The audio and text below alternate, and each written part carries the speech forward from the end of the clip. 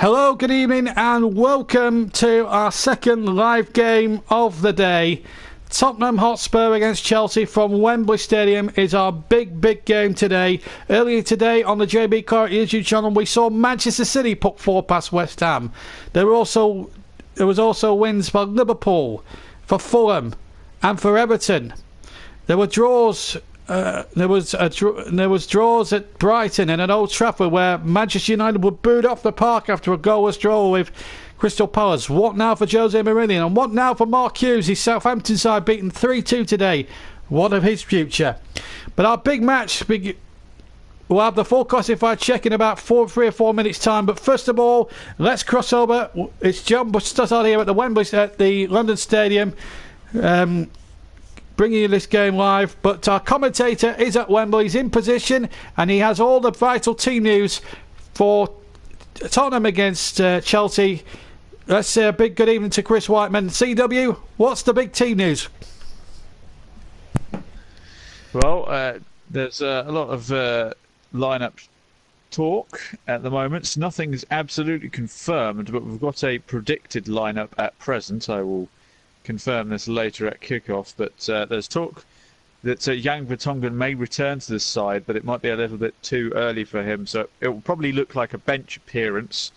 So I would imagine that Hugo Lloris would reappear as well, but definite outs are Kieran Trippier, Danny Rose and Moussa Dembele. They're currently out of the team. Christian Eriksen, who's had trouble with an abdominal injury, he could come back into the side again. Yet to be confirmed, although, as I said, they will be confirmed shortly in about 2 minutes' time. So I'll refresh in a moment or two. As for Chelsea, Sarri has also had a number of undisclosed injury doubts following the international break. So we don't really know. It should be a fairly strong Chelsea side, though, I would imagine. I'm actually getting the Chelsea team put through to me now, so we can go through Chelsea. So in goal is Arrizabalaga, the replacement for Courtois.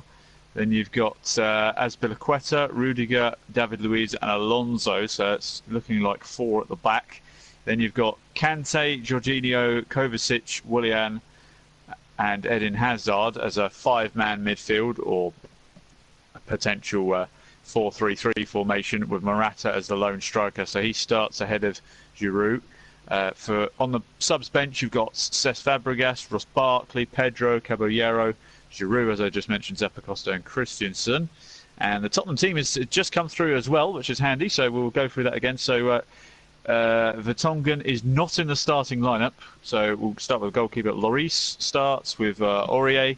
You've got Fourth and Alderweireld. Fourth obviously got a goal recently as well. You've also got Davis at the back, so you've got 4 at the back. You've then got Eric Dyer, Moussa Sissoko. Christian Eriksen is in the lineup, so he's obviously recovered from that abdominal problem. Dele Alli, and then you've got Son Heung-min and Harry Kane obviously leads the line. And on the bench, Vertonghen is on the bench, however. Harry Winks is also in the matchday squad, along with Eric Lamela, Kyle Walker-Peters, Fernando Llorente, Gaza Niger and Lucas Moura is on the bench. So those are the teams. Referee is also Martin Atkinson for anyone who's interested. But yeah, just team news just in, fresh off the press. So the major news, obviously, Vertonghen is on the bench for Tottenham, and Chelsea are at full strength. So yeah, it should be an interesting match at Wembley. Thank you, Chris, and we'll be back in time for kick-off in about 15 minutes' time. Right, there's been plenty of football up and down the country today, and let's give you a full rundown of all the classified football results. Starting, of course, with the Premier League. Brighton and Hove Albion 1, Leicester City 1, Everton 1, Cardiff City 0, Fulham 3, Southampton 2, Manchester United 0, Crystal Palace 0. Tottenham against Chelsea is an evening kick-off live on the JB Clark YouTube channel. Watford 0, Liverpool 3, and West Ham United 0, Manchester City 4. Sky Bet Championship, Brentford against Middlesbrough. That's an evening kick-off at 5:30. Hull City 0, Nottingham Forest 2. Leeds United 2, Bristol City 0. Millwall 1, Bolton Wanderers 1. Preston North End 4, Blackburn Rovers 1. Rotherham 2, Sheffield United 2. Sheffield Wednesday 1, Derby County 2. Stoke City 2, QPR 2. Swansea 1, Norwich City 4. And Wigan 0, Reading 0. Into Sky Bet League 1 now. AFC Wimbledon 2, Southend United 1. Barnsley 1, Doncaster 1. Blackpool 3, Burton Albion 0. Bradford City 2, Oxford 0. Charlton 3, Bristol Rovers 1. Gillingham 1, Luton Town 3. Plymouth Argyle 2, Fleetwood 1. Rochdale 1, Accrington Stanley 0. Scunthorpe United 1, Portsmouth 2. Walsall 2, Sunderland 2. And Wycombe Wanderers 3, Shrewsbury Town 2. Sky Bet League 2, Cambridge United 2, Bury 2. Carlisle 1, Forest Green Rovers 2. Cheltenham 2, Newport County 1.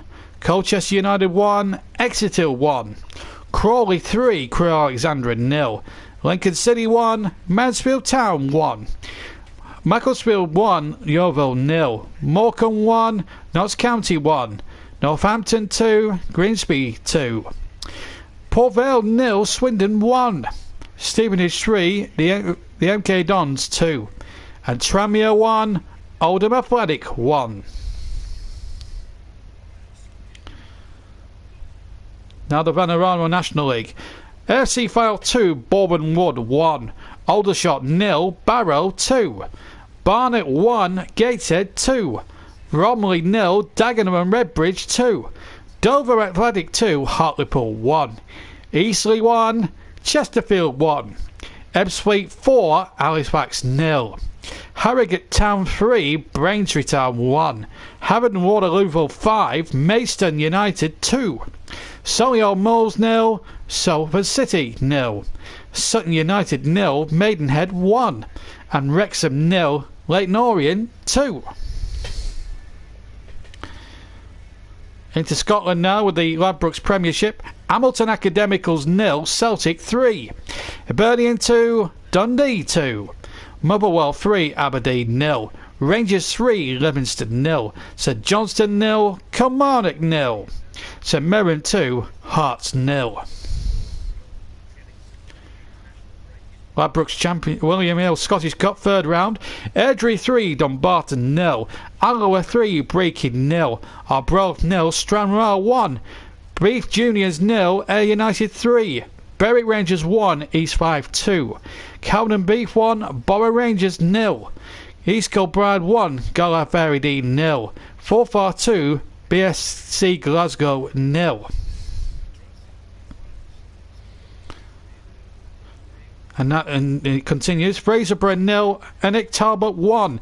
Montrose 0, Annan Athletic 0. Morton 1, Peterhead 1. Quinn in the South 4, Fort Martin United 1. Queen's Park 0, Rafe Rovers 3. Stenhousemuir 4, Falkirk 2. And the University of Stirling 0, Elgin City 4. Ladbrokes Championship, Ross County 2, Dunfermline 1. Just the one result there. Welsh League Cup semi-final, Connors Quay Nomads 0, Cardiff MU 1. Now the Danske Bank Premiership final, Crusaders 3, Institute 2. Dungannon Swiss 1, Glentora 0. Glenarvan 3, Ards 1.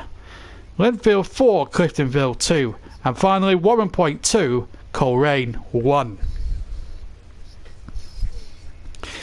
And the late results, just to confirm that it was Bradford 2, Oxford 0, and Swindon did win 1-0 against Port Vale in League 2.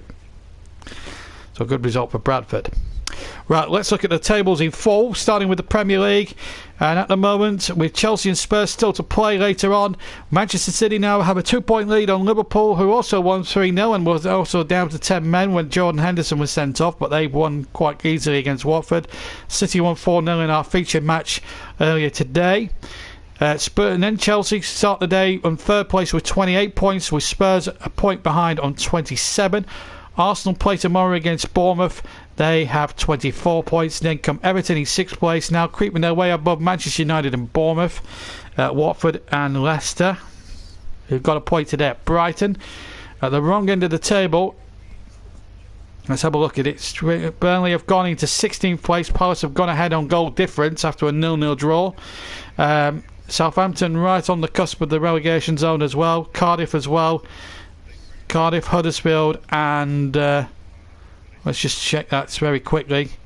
They went a little bit quick there, the captions, so we'll try and keep up to that. Now, yeah, Huddersfield play tomorrow. Wolves are the visitors there, and Burnley against Newcastle. That's a big game on Monday night. You'll be able to hear delayed coverage on the Tuesday afternoon of that game. Kick off on Monday, incidentally, 8 o'clock. Fulham move off the bottom, and Huddersfield replace them on the bottom. Cardiff complete the third relegation place. Brighton are into 12th. West Ham stay 13th. In the Championship, Norwich City have extended their lead over Leeds United to 3 points. They have 36 points to Leeds' 33. They both won today. Norwich 4-1 against Swansea and Leeds 2-0 in their match. West Brom, Middlesbrough, Sheffield United and Derby County all have 31 points. And West Brom are 3rd, Middlesbrough 4th, Sheffield United in 5th and Derby in 6th place. So it turned out to be a good afternoon for Frank Lampard and his men. And then come Nottingham Forest and QPR in 8th place. QPR performing admirably well under Steve McLaren now. Swansea City down in 9th. Blackburn 10th. They got a massive deserved tonking 4-1 against Preston. And the two Birmingham clubs, Aston Villa and Birmingham City, face off tomorrow afternoon at high noon. A game again you can hear here on the JB Clark YouTube channel. They both actually have 24 points each, but Villa have a better goal difference of just 1 over their second city rivals. At the bottom end of the Championship, Stoke are still struggling at the wrong end. Only 23 points. I thought Gary Rowett's teams would have been a bit higher up than that. Sheffield Wednesday are disappointing a little bit there. But look at Preston now. They're moving up. They were dead and buried at one stage this season. That now they've gained some points. And a morale-boosting 4-1 victory over Blackburn has really got their confidence going. And Alex Neil's team are on their way up. Wigan are struggling down there. Millwall and Bolton, that's going to be tight. Bolton winning today against Millwall. Hull City, but Ipswich Town are having a real bad season at the moment. They are now 6 points adrift of safety. They have 11 points, where 4th from bottom Millwall have amassed 17 points. And Reading, of course, and Rotherham not out of the woods yet. Top of Sky Bet League 1 is beginning to look as though it's Portsmouth and Sunderland's at the moment. They're both top and second. Portsmouth top by 4 points from Sunderland, who is second with 37 points. Portsmouth have 41 points. Then come Barnsley, 2 points further back. They're in 3rd. Luton also have the same amount of points in 4th. Same with Peterborough in 5th. And Charlton with 31 points in 6th place. Just outside it are Blackpool in 7th. Doncaster 8th, Coventry 9th, Accrington Stanley in 10th, Walsall and Wycombe Wanderers completing the top 12.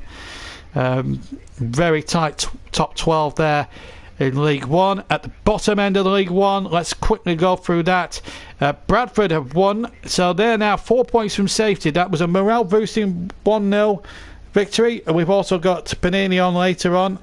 Tommy scored as Gillingham slumped to a defeat, but they're in real arrears at the bottom. They're just outside it by a point.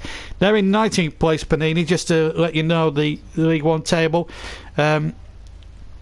Fleetwood in 13th place. They're just a little bit off the pace at the moment in the playoffs, away from the playoffs after a strong start.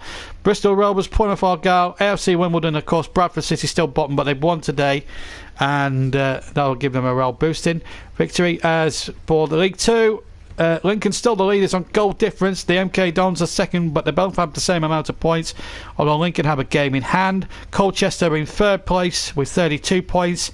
They're in the 3rd promotion spot. Then come Mansfield, Newport, Exeter and Tranmere Rovers, who drew today away at home to Oldham Athletic.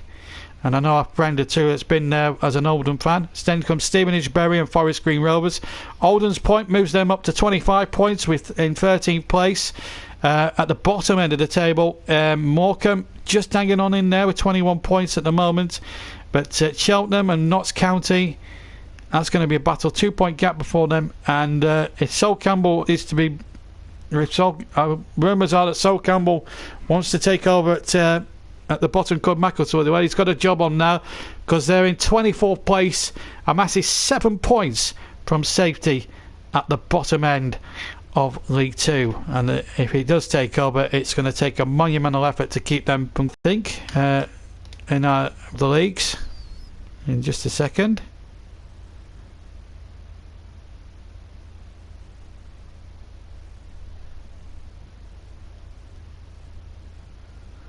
There is the Panorama National League very, very quickly. Leyton Orient top by 3 points from Salford, who drew today. Wrexham third with 42 points. Then come Harrogate with 40. Solihull Moors in 5th place with an inferior goal difference, also with 40 points. And Gateshead in the 7th position. And also Sutton and Eastleigh just outside. Bournemouth having a decent season. Barnet now on 28 points. And so too Hartlepool United. It's really tight and congested, but good to see Leyton Orient maybe back on their way in terms of getting back into the Football League. They've been away far too long, the London side. Salford will give them a good run for their money, that's for sure, at the top of the Panorama. And we'll just look at the bottom of the table very quickly. No, I don't think we've got time. I'm just conscious of time constraints at the moment, and the pictures are not moving, but we'll try and keep you up to date with that. In fact, they have moved the pictures now, so we're back. We'll just try and get the Scottish picture up. So we've got the top of the... We'll just have a quick check at the National League quickly, and then we'll look at Scotland very quickly. The bottom end, it's going to be really tough. Chesterfield right down there in the bottom 4. Never thought I'd see that from a Chesterfield side. Braintree bring up the rest. Dover and Maidstone complete the bottom 4. And finally, with the Scottish Premier League, Celtic top by 2 points from Stephen Gerrard's Rangers.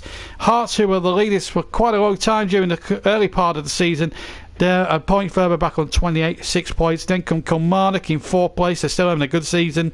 St Johnstone and Aberdeen in 6th place. Hibernian have dropped back a bit in the table to 7th, but it's I don't think it's that too bad. Between the top 7 clubs, there's only 10 points difference. And then Livingston in 8th place, again with the same amount of points as Hibernian, but a 7-goal inferior goal difference to the Edinburgh side. Then Motherwell on 14 points.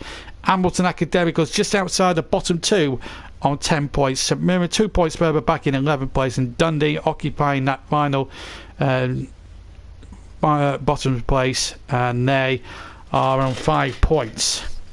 So that's the league tables all done and dusted, and we're all set for what could be a remarkable game of football.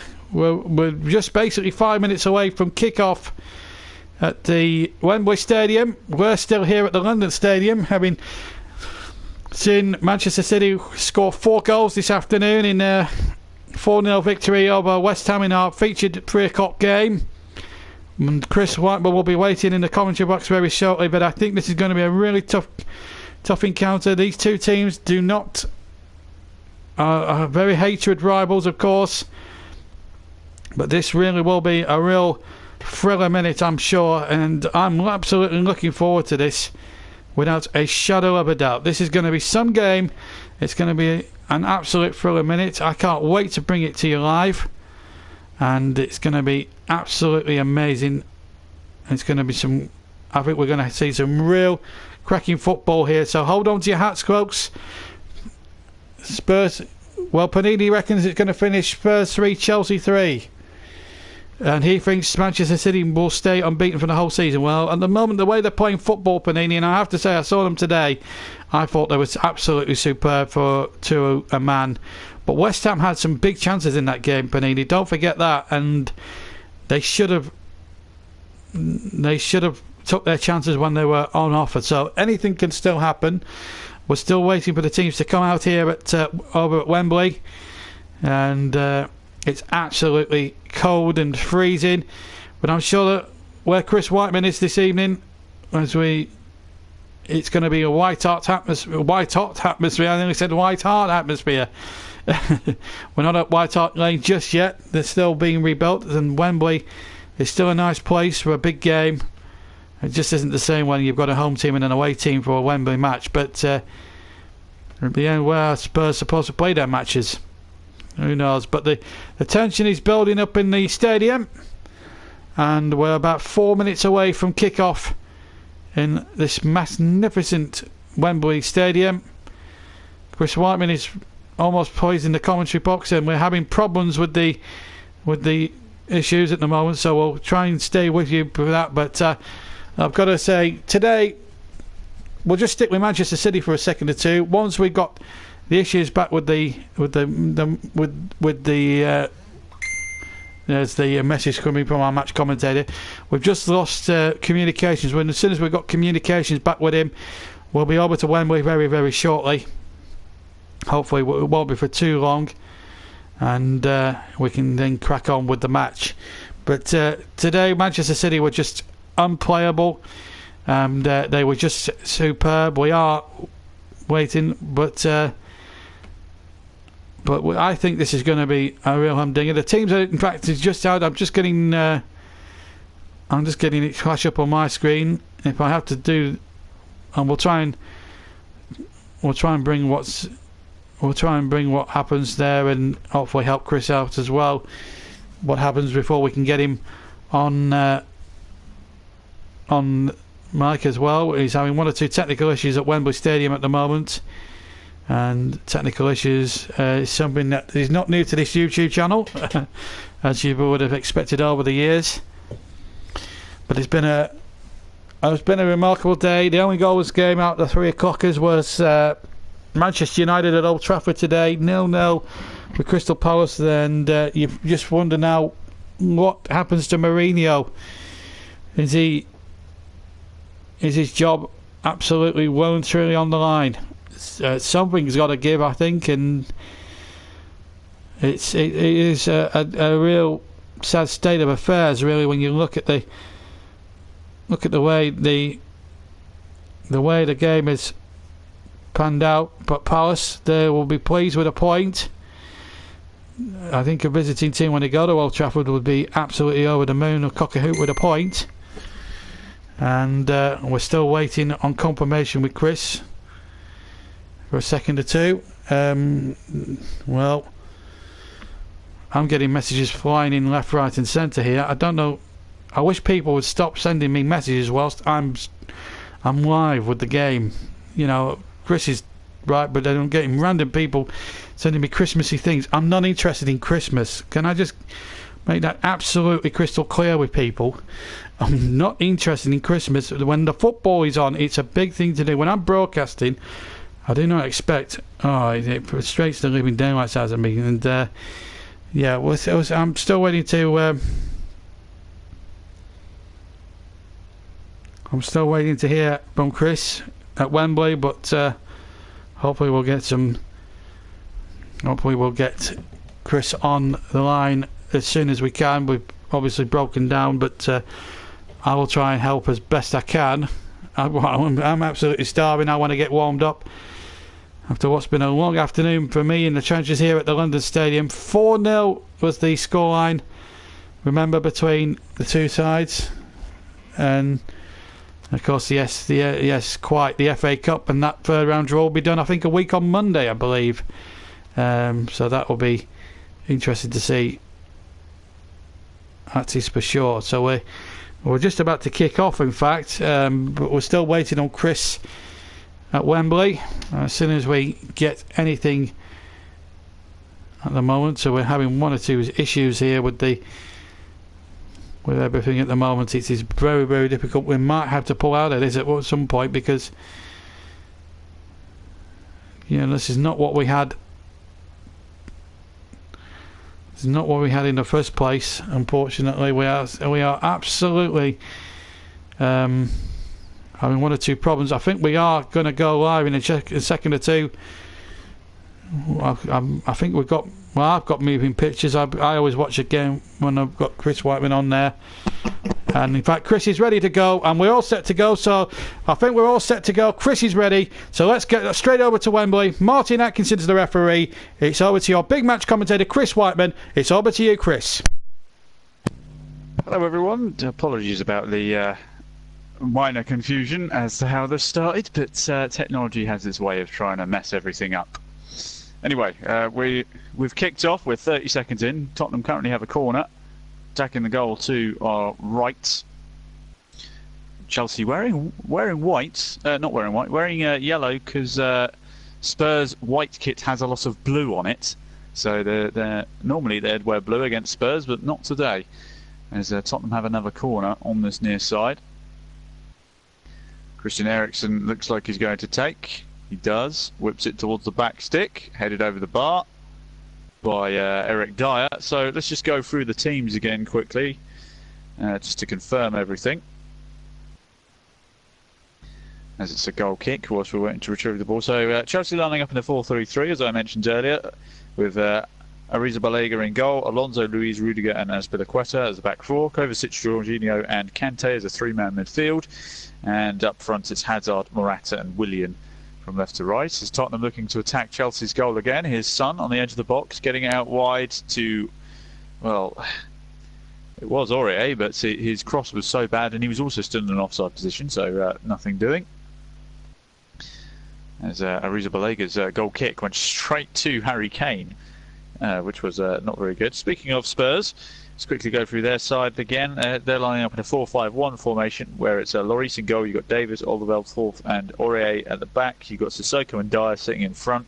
You've then got Son, Ali and Eriksen from left to right, just behind the striker, who is Harry Kane, of course. So with all that sorted out and the technical gremlins firmly stomped out, we can get on with the game. So at present it's 0-0, 2 minutes in, as Tottenham have a throw on this near side. Chelsea win the ball back though. Chelsea player goes tumbling on this near side touchline, and now bringing it forward. Well, bringing it back to the halfway line, should I say. He's fourth.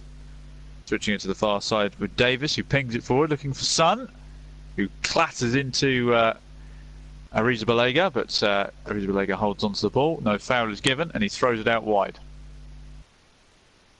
Chelsea being a bit sloppy to begin with, and Kante giving away a cheap free kick just inside Chelsea's half.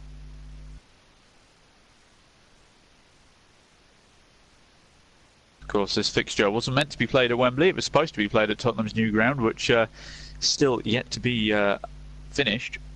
As Tottenham switch the play to this near side with Serge Aurier, looking for Son, heading towards this near side byline. Plays it back to Aurier, who's going to cross it first time towards the back stick. A head chance, and it's gone, I was going to say a headed chance. Got my words out as Harry Kane headed it straight at Ariza Balega. A bit of a letdown anywhere else, and that's a goal, but an early sighter perhaps. Climbed up above Azpilicueta, but headed it straight at Ariza Balega, just under the bar. And he plucks it out. Yeah, no problems at all. Apologies if my voice is a bit hoarse. I've had a bit of a sore throat the last couple of days. Doesn't help when you've had to shout at 14-year-olds who play football as well this morning, as I am a coach.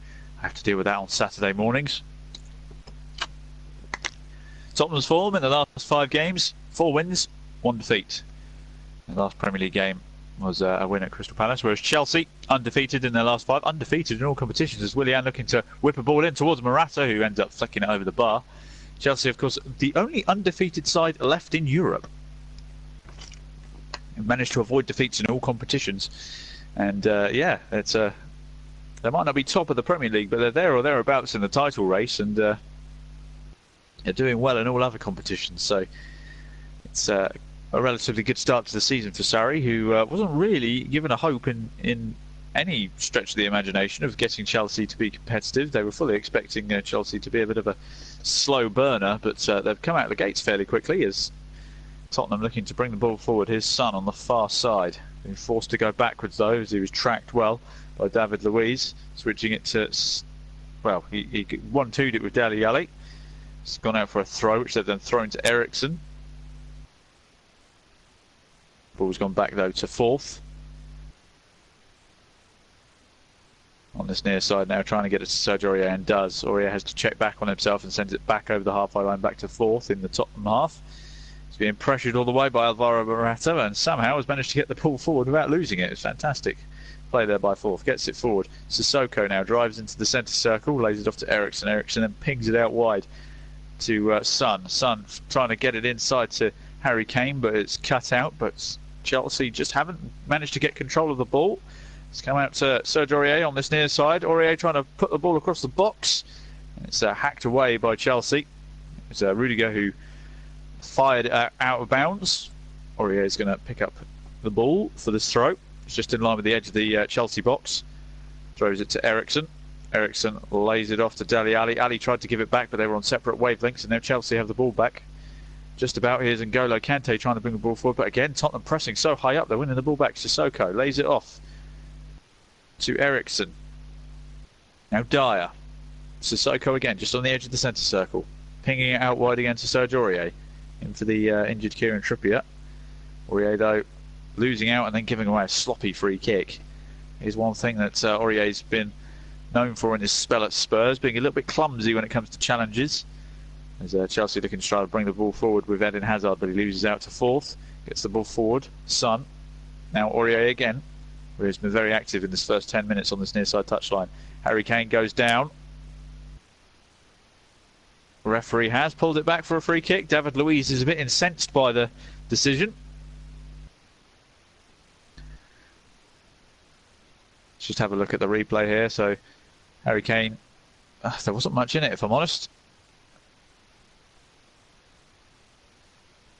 There's very little contact there, if I'm honest.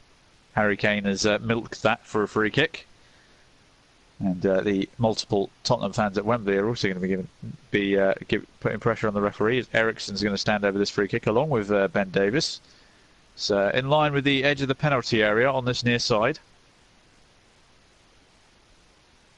It's going to be Ericsson to deliver this one. Whips it in towards the front stick. Headed in on goal, and it's gone in. It's Dele Alli.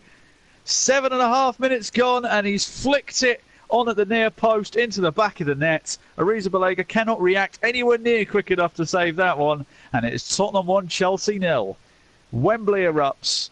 David Luiz is incensed. I've got to say, that wasn't, in my opinion, that was a very harsh free kick to be given by Atkinson, but he gave it. Perfect delivery by Davis, and Dele Alli with the slightest of flicks changes the course of the ball just enough so that Arrizabalaga can't do much about it. He does get a hand on it, but the reaction time you would have needed would have been superhuman. And a well executed set piece. Arrizabalaga so unlucky, but like I said, the reaction time you would need would you wouldn't be a human being if you could react quick enough to save that. That was not much can go on the goalkeeper there. Anyway, Chelsea now, after all the replays have disappeared, are in the Tottenham half by this byline on this near side, just whipped into the box by Marcos Alonso, hacked away by Tottenham. Now it's Tottenham's turn to be on the back foot. Here is David Luiz. Still angry about that free kick being given against him. He manages to ping the ball out towards Willian, who can't quite control it. And he's offside anyway. Much to the delight of a lot of Tottenham fans. If you remember, Willian, when he first came to England, he had a medical with Spurs before deciding to sign with Chelsea, which didn't go down very well with the Tottenham fans, as you could imagine.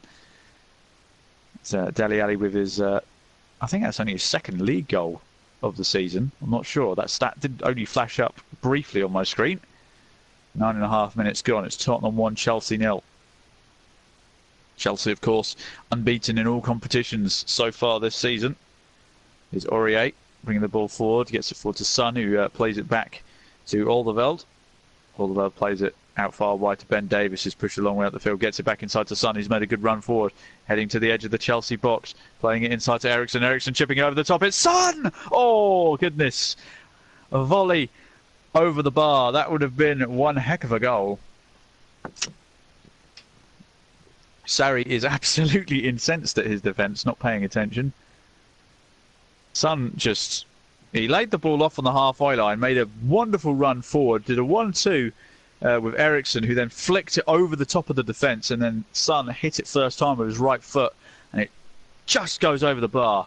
But Sarri is stood on the edge of his technical area, hands on his hips, looking enraged by the lack of defensive cohesion by Chelsea right now. It could have very easily been 2-0 there. As the broadcast is reminding people to about FIFA 19. If you ever feel like you can do a better managerial job than your current managers of your clubs, then feel free to have a simulated go on FIFA 19. I've certainly been doing it on my copy of it. You can see all the progress on my YouTube channel on the Casual Chris with my Burnley career mode. But enough plugging. That plug was thrown on my screen, so I couldn't really see anything. But we're back in the action as Tottenham Hotspur have the ball in the centre circle, and it's pinged forward towards Harry Kane. Although Marcos Alonso is going to mop that up, plays it back to Ariza Balega, whose kick again goes straight to a Spurs player. Son picks it up on the edge of the D, on the edge of the box, and Dele Alli might have a go at this here on the edge of the box. Thought about a shot, no, dummied it, tries to play it inside to Kane, but it's hacked away. Chelsea, all at sea at the moment, they're not playing very well defensively at all. Here's Aurier now, heading down this near side touchline, heading towards the byline, has to check back on himself. He's got Sissoko for support, tries to play it into Harry Kane, who's hit the deck theatrically again. Eden Hazard's now picked the ball up and is driving it forward, plays a long ball over the top to Morata, who's got there first. He's 2-on-1 at the moment. Being followed all the way over by Fourth. Plays it back to Hazard on the edge of the D, on the edge of the box. Switches it to the far side. Crossed in at the front post, headed away. Forced to the feet of Willian. Rebounds off him. Chelsea still attacking here. Forced to go back to Kante. Kante who then switches it out Hazard. Now plays it out wide on this near side with Marcos Alonso up against Aurier.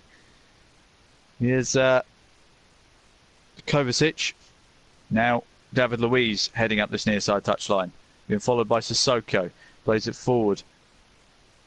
Marcos Alonso being forced to go backwards. He's being followed all the way by Aurier. He's claiming a foul, but the referee's waving play on. And now Dele Alli's bringing the ball forward. Here's Son again. He's been causing all sorts of problems. Son gets inside to the edge of the 6-yard box. Has a shot saved by Ariza Balega. Chelsea all at sea. Ball not quite cleared as David Luiz manages to mop it up. Gets it out wide here on this near side with Eden Hazard. Hazard plays it forward. Kovacic pings it over the top to Eden Hazard, who's made a good run on this near side, heading towards the byline, cuts inside on his right foot, but it's a great challenge by Fourth, wins the ball back, picked up by Eric Dyer now as Kante goes flying in with a sliding challenge. Referee says play on. Kovacic has picked up the pieces for Chelsea in the Tottenham half, plays it out wide to this near side with Marcos Alonso, back inside to Kovacic.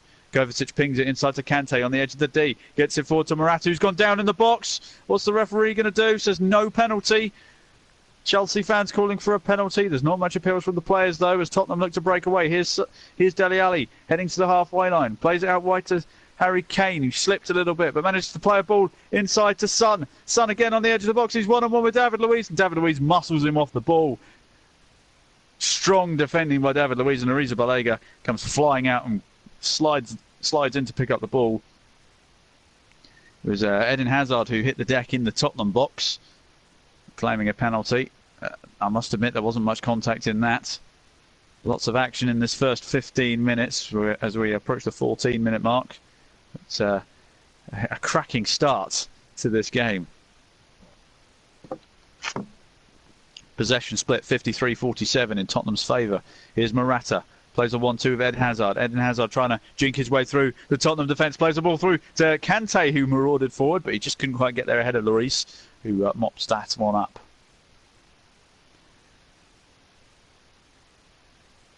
Hazard was just driving forward and managed to play a ball in between the two centre-backs. And Kante, well, a long run from deep. And here he is again on the edge of the centre circle in the Tottenham half. Now Kovacic plays it out wide to this near side with Alonso. Plays it back to Kovacic. Kovacic being challenged by Sissoko, who wins the ball. Only momentarily though, as Kovacic picks up the pieces again. Bit of a wild ball out wide, but it's mopped up by Willian. Willian playing it forward. Morata being forced to go back to Willian. Chelsea slowly marching forward. Willian still battling on the edge of the box. Sissoko wins the ball eventually. Kovacic tries to stick a leg in, but he doesn't win it. Sissoko's still going. Switches the play to the opposite side now. Here's Davis pushing up into the Chelsea half now, just over the halfway line on the far side. Goes back to Dele Alli. Eriksson.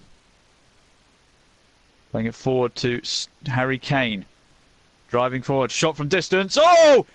A magnificent strike from Harry Kane out of nowhere. Has shot one in from 20, 30 yards out. Caught everyone by surprise, including Arrizabalaga and myself.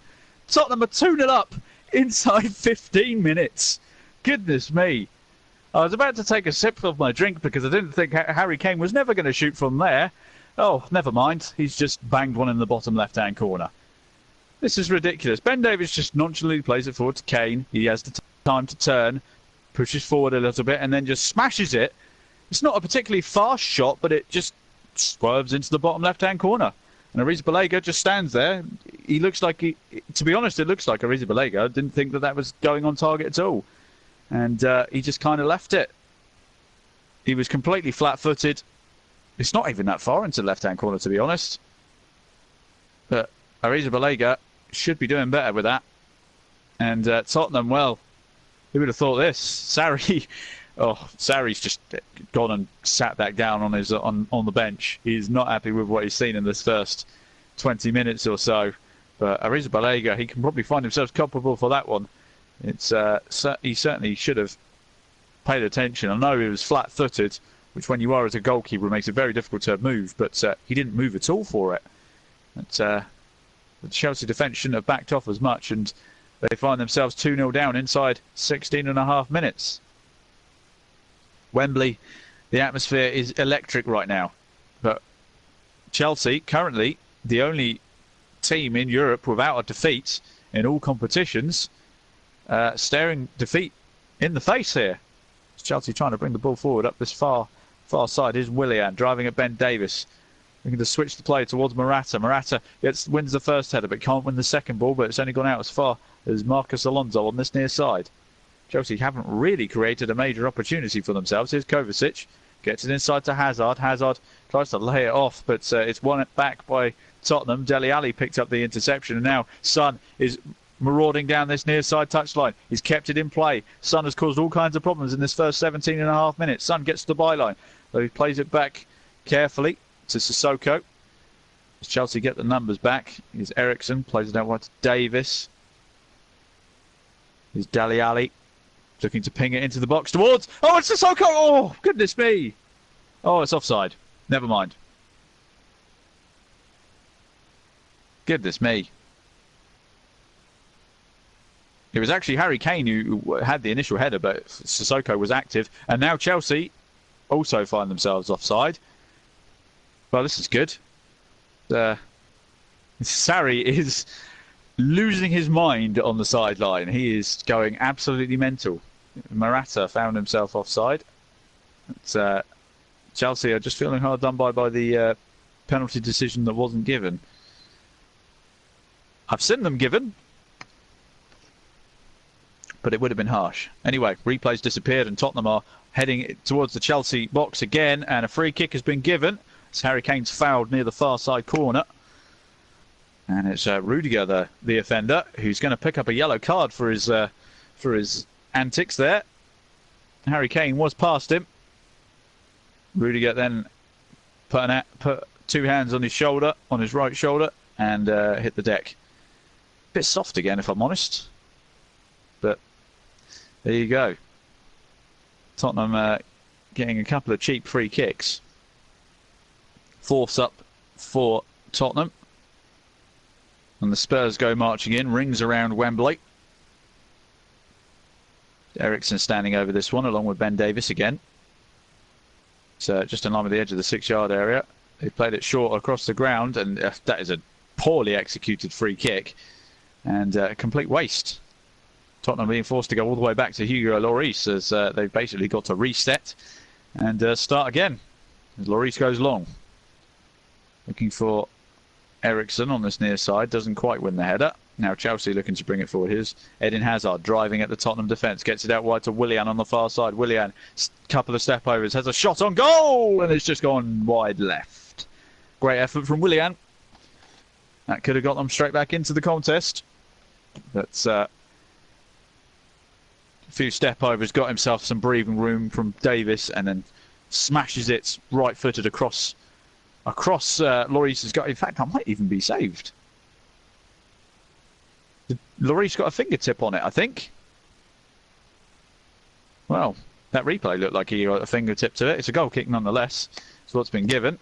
The goal kick's going to go all the way through to his opposite number, Arrizabalaga. Or Kepa, as some people call him. I called him Kepa because I didn't know what the pronunciation of his name was. And, oh, goodness me, Kovacic, lack of concentration. He completely missed the ball. He went to go touch it and completely missed it, and it rolled straight through to a Spurs player who are now going to try and reset in their possession, although they've lost the ball to Willian now inexplicably. They've got the ball forward to Morata, who can't sort his feet out, but he now has a shot that's blocked. And now Aurier tries to bring the ball forward, gets it back off of Sissoko, still heading up this near side touchline. Aurier trying to play it forward to Dele Alli, gets first touch, is excellent, gets past his man, not once but twice now. Dele Alli still going, still driving forward, Dele Alli. Gets it out wide to Aurier on this near side corner. Marcus Alonso hits the deck. The linesman is flagging for, I think he's just flagging for a throw. No, he's given the free kick in Marcus Alonso's favour. It's soft, I've got to say. There's a few soft free kicks going around in this game so far. But maybe that's a sign of the times.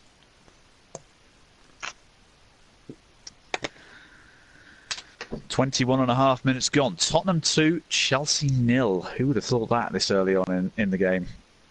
Chelsea have just been so ill-disciplined, and they've lost the ball in the danger zone again. The ball goes into the box towards Dele Alli. There's a clash of bodies. Chelsea have a player down on the far side.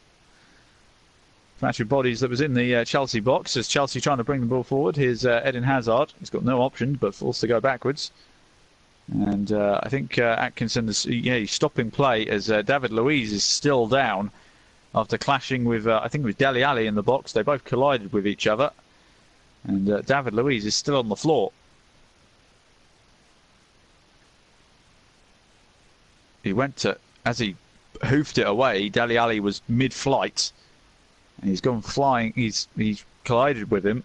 Not much malice in it, but he's hit him in a particular way where that could have done some significant knee damage, which might be the fear here for Chelsea.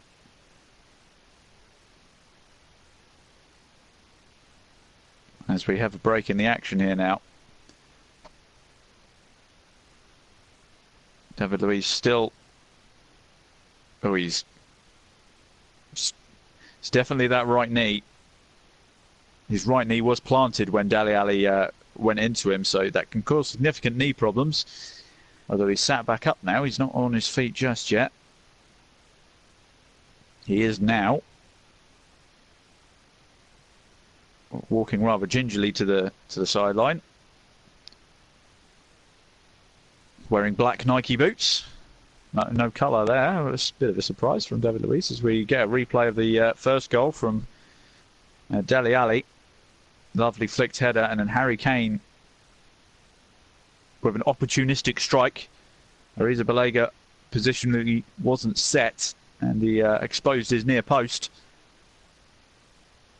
As we get back underway here after a drop ball. David Luiz is now back in the action. Chelsea have the ball on this near side touchline with Kovacic. Back to Rudiger. Being chased down by Son. And Chelsea just are not at the races at all here. As it goes out for a throw to Tottenham, just inside the Chelsea half on the far side.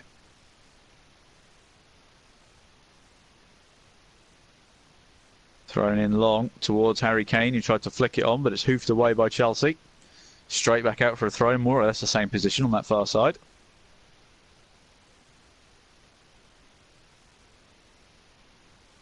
As we look at the Chelsea bench, quite a few glum faces there. I don't think many of the substitutes could have imagined them starting this badly. His Son on the far side. Now Dele Alli. Jinky past two players, still going Dele Alli. Heading towards the corner flag, although he's got absolutely no help. And it's gone out for a Chelsea throw, much to the irritation of Spurs fans and Dele Alli.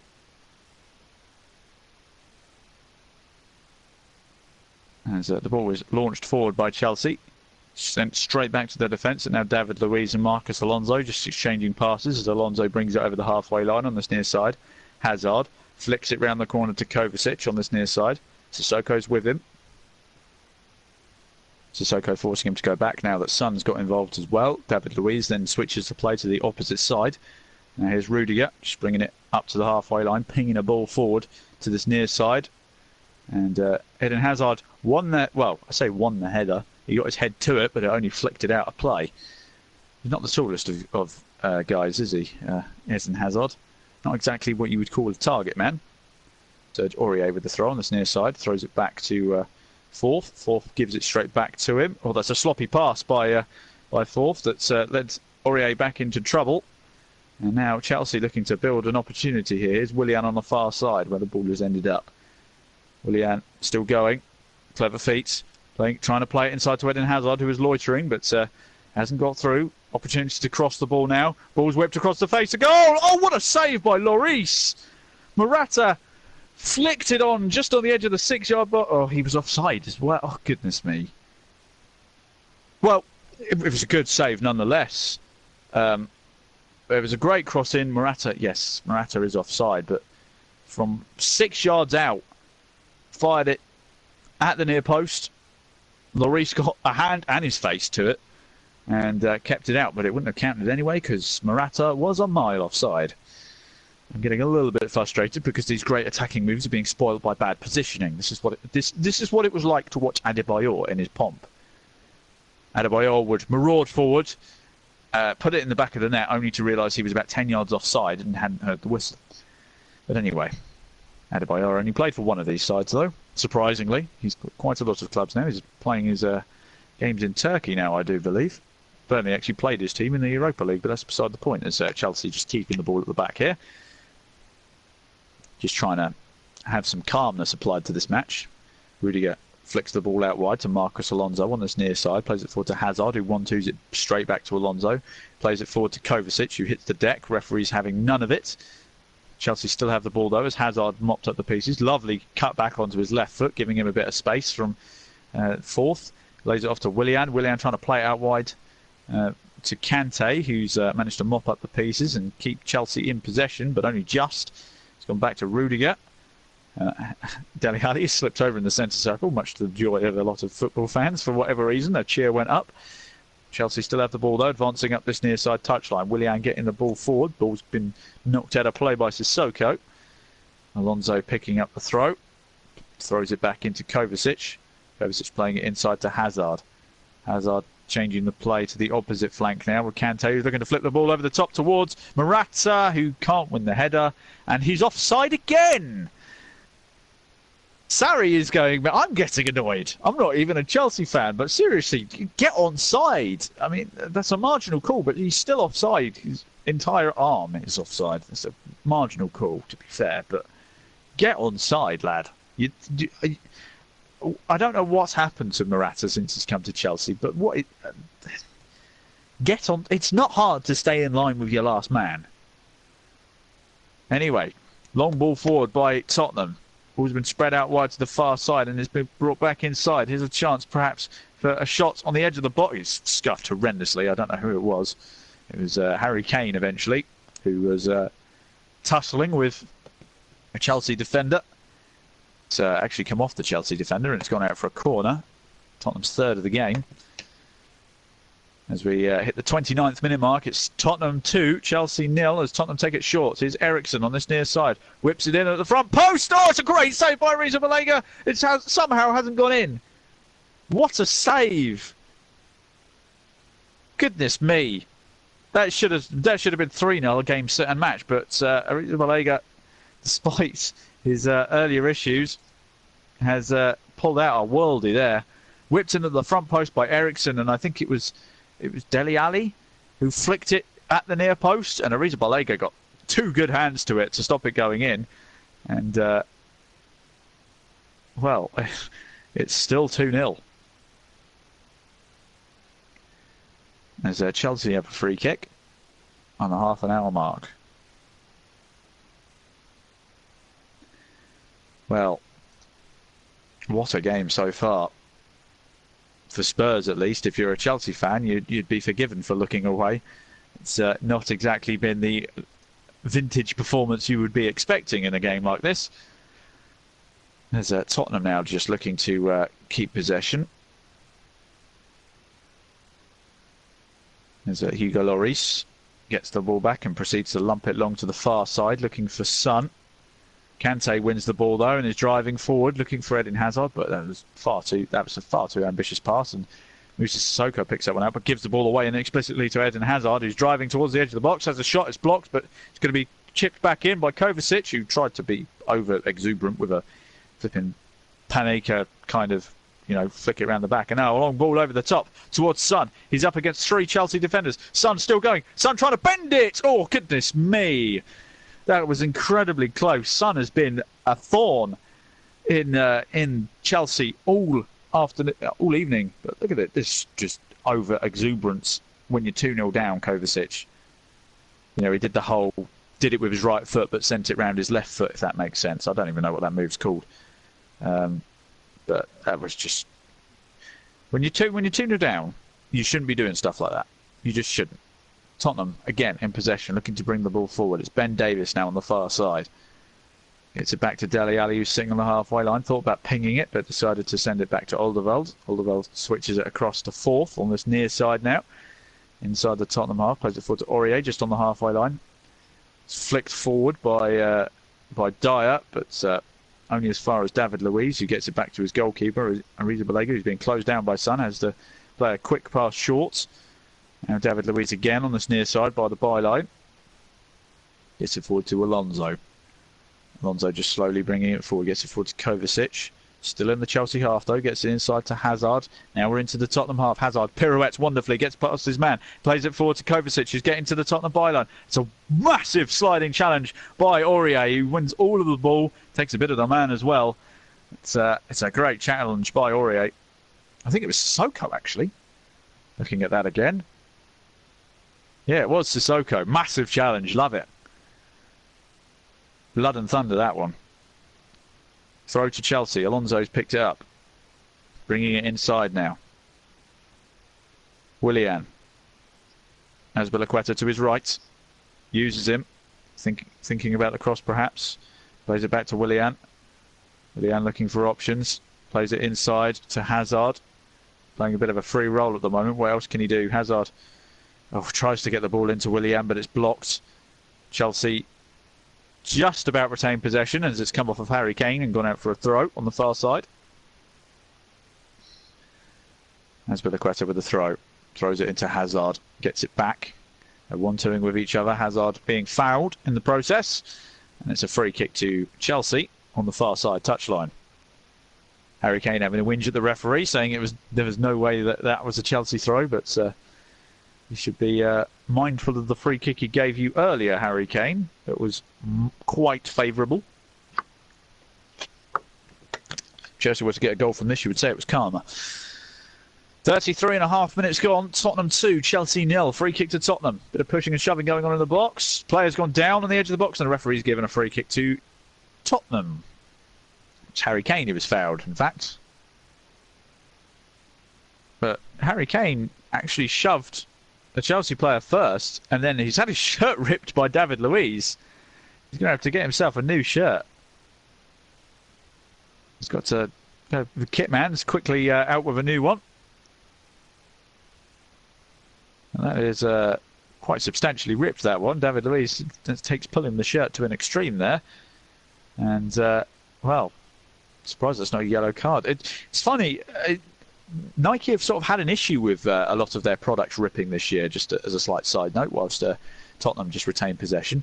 The NBA, who recently started using Nike jerseys in the last sort of year and a half, they had a lot of problems with their jerseys ripping. So their sportswear might well be nice, comfy and quite well ventilated, but it's not very strong when it comes to physical contact. But there you go, as there's a lot of challenges going in on the edge of the Tottenham box, and free kick's gone in favour of Spurs, as Morata again looking irritated over something.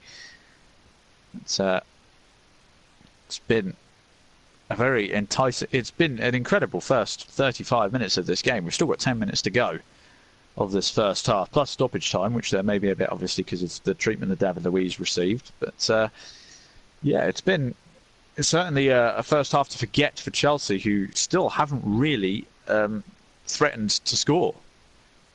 They've sort of probed, but they haven't really forced Lloris to do anything. Chelsea looking to bring the ball up here. Here's Alonso in the Tottenham half at the moment. They're being forced to go backwards again, as Tottenham holding their shape well. That three behind Harry Kane are certainly doing defensive work. Here's Kovacic. Plays it back to David Luiz. His son is just pressing and pressing and pressing, as is Dele Alli. Making it really difficult for Chelsea to try and play out the back here. Here's N'Golo Kante in the centre circle, who's managing to retain possession. Kovacic again, bringing it over the halfway line on this near side. Now Alonso, again being forced backwards though, this time being pressed by Aurier. Here's Eden Hazard, up against Eriksen. Not really going anywhere though. Hasn't really got any forward options on. Lays it off to Kovacic, goes back to Alonso, back to Kovacic on this near side. Bringing it into the middle of the park now. Kovacic pings it to the opposite flank, but it's headed away by Ben Davies, and Ben Davies is starting to motor forward. Although he can only go so far, as Azpilicueta's come forward to block his option off. Although he's managed to bend the ball round the corner to Dele Alli, who's driving forward. Now Son. Harry Kane on the far side byline has a shot from... That's a very much a confident shot there to shoot from that angle. It's gone wide right. But he had a shot from the far side byline. It's a very tight angle. I mean, I know Arrizabalaga hasn't had the best of days, but you'd have to do well to hit the target from there, let alone score from it. Would have been better off holding it up a little bit and then crossing it, but there you go. Arrizabalaga blasts it long from the goal kick. Manages to find Morata, who's found Eden Hazard, who's driving forward. He's got Willian to the right of him. Still going, Hazard, thinking about the shot. Has a shot on goal, and Lloris is forced into the first save of the game for him. A great shot by Eden Hazard, who basically just went, never mind, I'll do it myself mode again, as he's been... There are other words for it, but we're family friendly here. You know, he's putting the team on his back and trying to drag it back into the game. It's a great shot. Big, strong hand from Lloris, and Chelsea get their first corner of the game on the far side. It's going to be Willian to whip it in. Whips it in towards the penalty spots. Headed away by Tottenham. Chelsea got the ball back though. Here's Kante. Put wide to Willian. He's got Hazard ahead of him. But can't use him because Tottenham are doing very well defensively. Harry Kane's now picked the ball up in his half and theatrically goes flying over a challenge.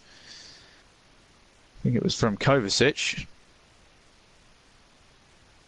That was Jorginho, sorry, who put the challenge in, but Harry Kane rather theatrically...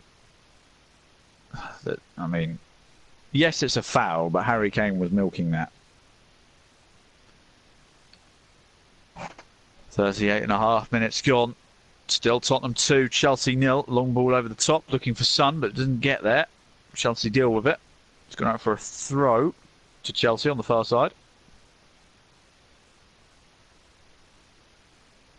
Thrown in by Azpilicueta. Looking forward for Morata. Tried to dink it back towards Kante. He can't quite keep it in their possession. Now Tottenham looking to bring it forward with Son. Trying to flick it over the top to Harry Kane, who's heading to the far side byline. He's got Dele Alli in support with him. Plays it across the face of goal, but it doesn't find anyone but a yellow shirt in the shape of Azpilicueta, who hacks it away. Tottenham looking to try and reset it at the back. Just about keeping possession. Here's Fourth, playing it out wide to Aurier. That's a hospital pass to Dele Alli, but somehow Dele Alli has recovered it. Getting his teammate out of jail there, heading to the byline on this near side. Aurier plays it back to Dele Alli. Alli tries to flick it round the corner to Eriksen, but Kante, the all-seeing, all-hearing defensive midfielder, has managed to pluck that one out and keeps possession. Kante's probably not done himself any any problems this match so far. It's been the back four, really, that have not paid attention. Jorginho hasn't exactly covered himself in glory either. Neither's the goalkeeper, quite frankly. Defensively, they haven't done particularly well, although Kante he's been running everywhere. There's only so much that man can do. As we hit the 40th minute and enter the last 5 minutes of the first half, Chelsea, you would think, if they want to make a game of this, would need to get a goal in the next, well, before half time, basically, the next 5 to 7 minutes. I imagine it will be 2 minutes of added time. As Chelsea just exchanging possession in their own half here at the moment, although they've lost it. It's won by daylayed, who's now bringing the ball forward. He's not got much support, forced to go back to Sissoko. Sissoko plays it out wide to Aurier on this near side again. Aurier's not done too badly this game. He's a little bit clumsy to begin with, but he's certainly providing the option that Trippier provides when he's on this near side. A wonderful chest down by Aurier. He chips it over the top of his defender, gets it forward to Sissoko. Sissoko gets it back to Aurier, who's got time to cross. So the cross isn't very good, but it's been headed away by David Luiz. Gone out for a throw near the corner flag on this near side, so he didn't give away a corner, which is also impressive. Aurier to take the throw. Hasn't got many options. Gets it to Sissoko, who gives it straight back to him, who gives it straight back to Sissoko, heading towards the corner flag. Up against Marcus Alonso. Forced to play it back inside to Dele Alli. Ali tries to flick it around the corner to Kane, but it's won by Kovacic. And free kick has been given in Chelsea's favour as Jorginho hit the deck. Eric Dyer was the offender here, allegedly. Let's have a look. It's not a foul, really, if I'm honest. It's a cheap free kick for Chelsea. And Chelsea looking to build from the back here, and that's definitely a free kick, surely. Yes, as Jorginho was hacked down from behind. Not badly by Son. He kind of swung for the ball, but Jorginho moved the ball and put his foot in the way. So, no malice in there. Chelsea looking to try and build from the back here. Playing it forward. Willian. Here's Jorginho now. Alonso on the halfway line, pings it back to Kovacic, who's had to track back and get that. It wasn't a particularly great pass. Chelsea have been a bit disappointing this game so far.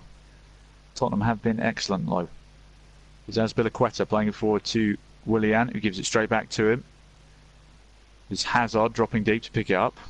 Willian forced to go back to David Luiz on the edge of the centre circle in his own half, bringing it forward now. Here's Kovacic. He's got some space to move into. Plays it forward to Alonso. Alonso has to go backwards though. He's being tracked all the way by Aurier, and Aurier winning the ball again, although it's rebounded straight to David Luiz. Plays it forward to Willian. Willian tries to bend it out wide, but it's intercepted again. But Chelsea somehow managed to retain possession. Here's David Luiz again, bringing it over the halfway line on this near side. Eden Hazard now, hugging the touchline, up against Sissoko. Head into the byline. Checks back inside to his right foot, thinking about a shot himself. Still going, Hazard lays it off to Willian on the edge of the D. Willian has a shot! It hits, I think it hit N'Golo Kante of all people. Still in the possession of Chelsea though. Kovacic to Alonso again on this near side touchline. Got Kante ahead of him, but Kante's offside. No, he's got back onside. Kante whipping across in towards the back stick, but Lloris comes out and plucks it out of the air, catches it, and just takes his time to get back to his feet. Great cross by Kante, causing all kinds of problems. But Lloris was alert. Sarri barking at his players, not particularly happy about what he's seen so far. I wouldn't be if you were 2-0 down. As a free kick's been given, as Harry Kane has again been fouled. I'm going to say allegedly because he's been... I must admit, Harry Kane has disappointed me a little bit with his theatrics today. He's got a good goal, and he's a good player, but he needs to just leave the drama behind him, because he'll get tarnished otherwise. As we enter the last minute of normal time in this first half. Ben Davies playing it forward. Dele Alli. Went out for a throw. Thrown back into Dele Alli. Is Harry Kane battling with Jorginho. Laid out wide to Willian on the far side, deep in the Chelsea half. Willian dancing past two Tottenham players, getting it back now, heading towards the halfway line. Flicks it forward to the outside of his boot towards Eden Hazard. Hazard up against Aurier, inside the Tottenham box. Hazard, can he get across in the box? fakes it, goes down in the box. Referee says no penalty. Well, that looked a suspicious opportunity there, but Atkinson says no. Hazard looks at the referee with a wry smile on his face. Well, that's a bit of a dive. He had his foot stepped on, yes, but when you drive into the box, you're going to get stood on a little bit.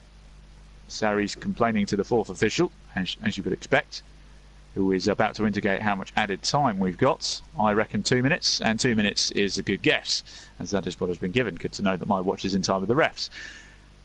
So, 2 more minutes of this, and then we'll be back with John Stuttard. There's a long ball played forward by Chelsea, but it's come to nothing. It's gone out for a throw on the far side, in Tottenham's favour. Dele Alli was going to take it, but he's leaving it to Ben Davies. Tottenham will just look to get to half-time, I reckon, with this 2-goal lead established. As they've thrown it long towards Harry Kane, but it didn't quite come off, although they've kept possession. Ali has another go, gets it forward to Harry Kane, who lays it off to Eriksson. Eriksson switches it into the box. It's Son! Oh, what a save by Arrizabalaga. Goodness me, that could have been game, set and match there. Wonderful play from Tottenham. They are playing some magical stuff. Dele Alli got beyond his man, flicked it inside to Eriksson, who dinked it to the edge of the box where Son was waiting, hit it first time, and Arrizabalaga dived to his right to keep it out. Tottenham take the corner quickly and short. It's on the far side with Son. And now he's played it forward to Eriksson, just near the corner. They're trying to get a ball in the box, but Chelsea eventually won the ball back. Willian looking to drive it forward into the last 35 seconds of added time. Tottenham looking for the kill here in the last few seconds of the first half. Whipped in towards the back stick by Aurier, headed on target by Dele Alli, but it's plucked out the air by Arrizabalaga, who gets it rolled out to Kovacic quickly, although he's run straight into a sliding challenge. But Chelsea still have the ball.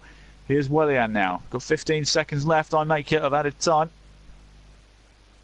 Willian plays it wide left of him. Chelsea building up for one last attack on this near side. Here's Morata to the byline. Are they going to have a chance to get across in here? Referee looks at his watch, is whipped in towards the back stick, headed away, and it's a free kick to Tottenham as Eden Hazard climbed all over the back of his man. Hazard just laughs and gets a yellow card for laughing at the referee. To be honest, I don't even think that was a foul. He barely touched Ben Davies. But there you go. So that surely this will be the last action of the half. The ball to be pumped long, I would imagine, as we've played 30 seconds over the 2 indicated minutes. There's Sarri in conversation with his assistant Gianfranco Zola as to how to somehow recover from this abysmal first half performance by Chelsea. And the half-time whistle has gone, and it was a blitzkrieg start by Tottenham. They find themselves 2-0 up after an incredible opening 15 minutes. 2 goals, one from Dele Alli and another from Harry Kane, are what separate these two sides at Wembley. It's Tottenham 2, Chelsea 0. It's all over to John Stuttard for half-time, and I'll join you for the second half. Thank you, Chris. Well, what a turn up for the Bucks. I mean, you've probably got odds of about 20-1 for Spurs to be 2-0 up against the, as Chris said during commentary, the last remaining unbeaten team in all competitions in Europe. And I have to say, Spurs have been really decent value for their 2-0 lead. And fair play to them, and Harry Kane striking the second goal there. But fantastic. I'll just remind you of the goal scorers before we move on. Dele Alli got the first one after 8, and then Harry Kane's long-range shot after 16 double Spurs' money. I have to say, Chelsea have been a bit arrogant the way they've played in the second half. I thought one or two of their players were trying to show off a little bit.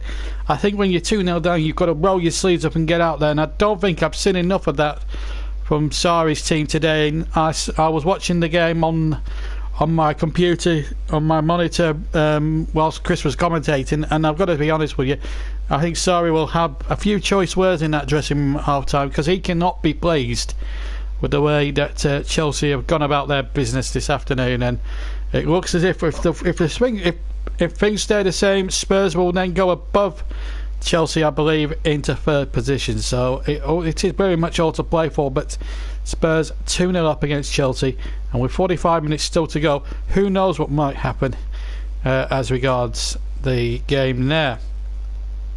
We haven't had any chances to have a look at any interviews from our earlier game, but we have Jose Mourinho. We can play Jose Mourinho's interview because his team were held this afternoon against Crystal Palace, and we do have his press conference. So let's have a look what Mourinho... I just want to check actually, let's better check out what's happening in the Brentford-Middlesbrough match, because that kicked off earlier, and half-time in that one a little bit duller than massively dull in comparison. It's 0-0 between Brentford and Middlesbrough, just to let you know about what happened earlier in that game, and we'll give you a full-time result as soon as we can get it. So 0-0 between Brentford and Middlesbrough in the late game in the Championship. Right, anyway, also we've got some news of the Scottish Cup as well. There's a draw for that, but let's have a look at Mourinho, what he had to say after Manchester United drew 0-0 with Crystal Palace. Here he is speaking to the media after the game. Jose, what are your thoughts there? How frustrating was it for you this afternoon? Yeah, frustrated. The objective was to start well this period of 8 matches until the end of December, and obviously we can say today that we didn't win 1 point, we lost 2. You did start brightly. The ball was moved around well in the opening portion of the game. I think that was consequence of training. We found that we knew that they close where they close, and we knew that we knew where the spaces were. We were using that well, but not enough aggression, not enough intensity to kill. And when the opponent had the ball, we gave them time to have the ball. They didn't want to have the ball a lot, but when they had it, we let them have. We didn't press enough. We let them have the ball and calm down the game. And the game, instead of be like it started and be until we score a goal and we open the gate, we gave them moments where they could breathe. They could relax, the time could go, and we could feel more the pressure going. We didn't press enough. Was that perhaps an issue at certain key moments of confidence or of conviction? No, I think confidence or you say urgency is in the last part of the game, where obviously then you go direct and then you go for long ball and for second ball in the dangerous positions. But during the game, I don't feel the team that started the way we started was lack of confidence. Probably was extra confidence, because we just leave the opponent breathe. And when you are at home especially and you want to win the game, you don't stop until you win it. And we just played the game nicely, I have to say, in the first half, very, very nicely, but not with enough intensity to put them against the ropes. Yeah. Do you feel you created enough to win? Because you did have chances. Hennessy made a couple of good saves, but then I suppose they had opportunities as well, didn't they? They had. Not for David saves like Hennessy had, but they arrive in dangerous positions, which is normal when a team defends with the way they defend, and they leave a couple of fast players in attack. Is obviously that they are going always to have a chance, and they had it. Funny, you made changes at a time which gave the players an opportunity to try and make an impact in the game. Yes, but the objective is to try to improve the team, and obviously players with different characteristics to try to change the dynamics of the game. That was Jose Mourinho having spoken to the media after a 0-0 draw against Crystal Palace, and well, that leaves Manchester United way off the pace. They kept an overdue clean sheet, but really it has been very disappointing in terms of the way they've gone about the season. Very, very difficult to see them actually having a go at qualifying for the Champions League, let alone winning the title. It's just really tough at the moment. There has been other sports as well. We'll keep you up to date with that. I'm just trying to get any reaction. We haven't got any reaction from half break to 3 o'clock match. So what I'll do to fill the time, because we've already gone through the full time results, see what's been happening in the rugby. We've had some England have been in action against the Australians today in the Rugby Union, and England have won 37-18. A great performance from England at Twickenham today, and the tries for England came from May, Daly, Konaraskia and Farrell. Farrell also had 4 conversions and 3 penalties. Australia scored 18 points. It was 13-all at the break, funnily enough, but Australia got 2 tries from Farrell, a conversion from Tumala, and he also converted 2 penalties as well. So 24-point second half blitz and a real feeble display, and in fact they end their autumn campaign really well. So fantastic result there for England in the Rugby Union today. Wales also lead South Africa 14 points to 3 at the break. And that is also that's a half-time result. That's a half-time scoreline, incidentally, that one. So we're still waiting for the teams to come out. Scotland won against Argentina as well in their international as well. And also England are in control of the 3rd test after Sri Lanka collapsed. Let's have a look at how that panned out. England 336 all out in their first innings. Bairstow scored 110. Ben Stokes made 57. Sandakan got 5 wickets for 95 runs. Sri Lanka in reply 240 all out. Karatna with 83. Dhanarjana with 73. Rashid 5 wickets for 49 runs. Ben Stokes 3 for 30. And at the close of play after day 2 in Colombo, the 3rd test, England already won the 3-match series, winning the 3-match series 2-0, so they've won the series outright anyway. They lead by 99 runs at the close of play. Elsewhere, we've had the qualifying for the final Grand Prix of the season. World champion, I think it's now for the 5th time, Lewis Hamilton takes pole position. Valtteri Bottas of Mercedes, who was his teammate, finished in 2nd place, and Sebastian Vettel of Ferrari in 3rd. So he takes his 11th pole position. He was 1.62 seconds ahead of teammate Bottas and 0.311 seconds ahead of Sebastian Vettel. Kimi Raikkonen finished 4th, and then the Red Bulls of Daniel Ricciardo and Max Verstappen were 5th and 6th place. So let's give you the full grid if we can for tomorrow's. No, we're not going to give us the full grid, but what you need to know is that Lewis Hamilton is on pole position for tomorrow's Grand Prix in Abu Dhabi. Elsewhere in the world of sport today, the All Blacks won quite easily in the 10-try demolition of Italy. And in racing we've got Bristol Demar landed victory in a thrilling race, the Betfair Chase at Haydock Park, written by Daryl Jacob. He won easily last year, but it was a very close one thing between him and Native River and Thistlecrack, and it was the 4th win out of 4 for him at Haydock Park. So let's check the racing. Let's just check the result, the full SP from that race at Haydock Park.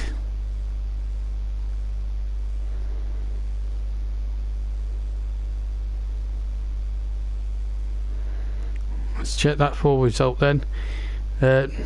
So the full SP for that Betfair Chase, Grade 1 Lancashire Chase, was first number 1 Bristol de May at 13-2, second number 4 Native River at 5-2, third number 5 Thistlecrack at 10-1, 4 number 2 Kanda Obiao at 11-1.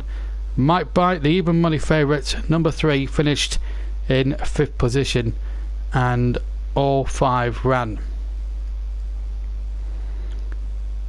In the 12th, as we'll go through the rest of the card at Haydock, In the 3:15, first number 1 Activel at 130. Second number 5 Magic Sage at 92. Third number 6 Crucial Roll 13-2, and 6 ran in that one. 150. First number 8 Black Mischief at 6-1. Second number 6 Mr. Antononi at 5-1, and third number 4 Chichibako at 17-2, and 11 ran in that one. And the 225, first number 1 Paisley Park at 4-1. Second number 3 Shades of Midnight at 20-1, and third number 6 First Assignment, the 11-10 on favourite, and 7 ran in that one. And that brings you up to date with what happened in the racing this afternoon at Haydock Park. So we're waiting to get back for the second half of this big game.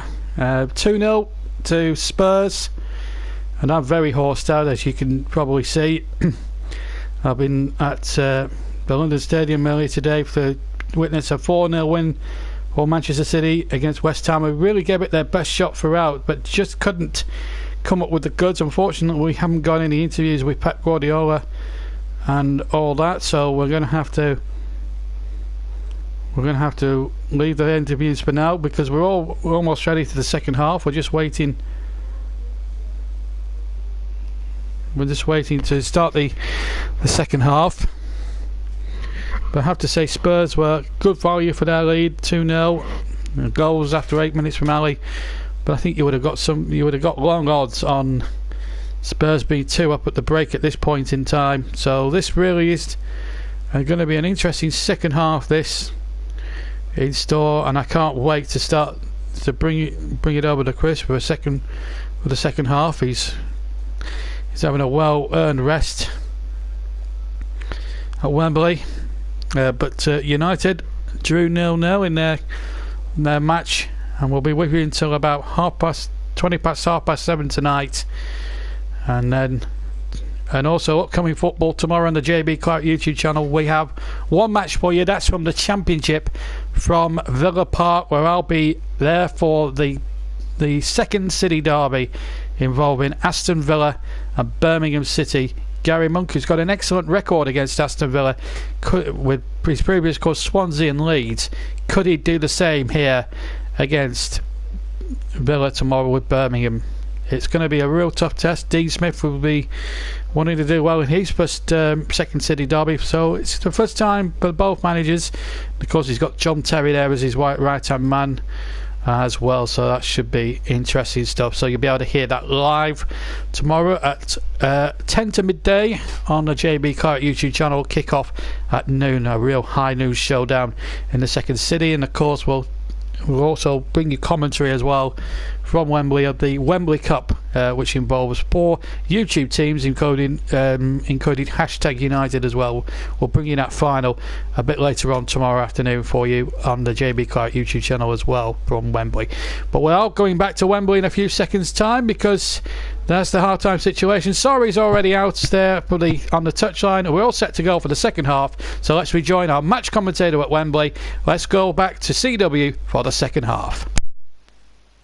Welcome back, everyone.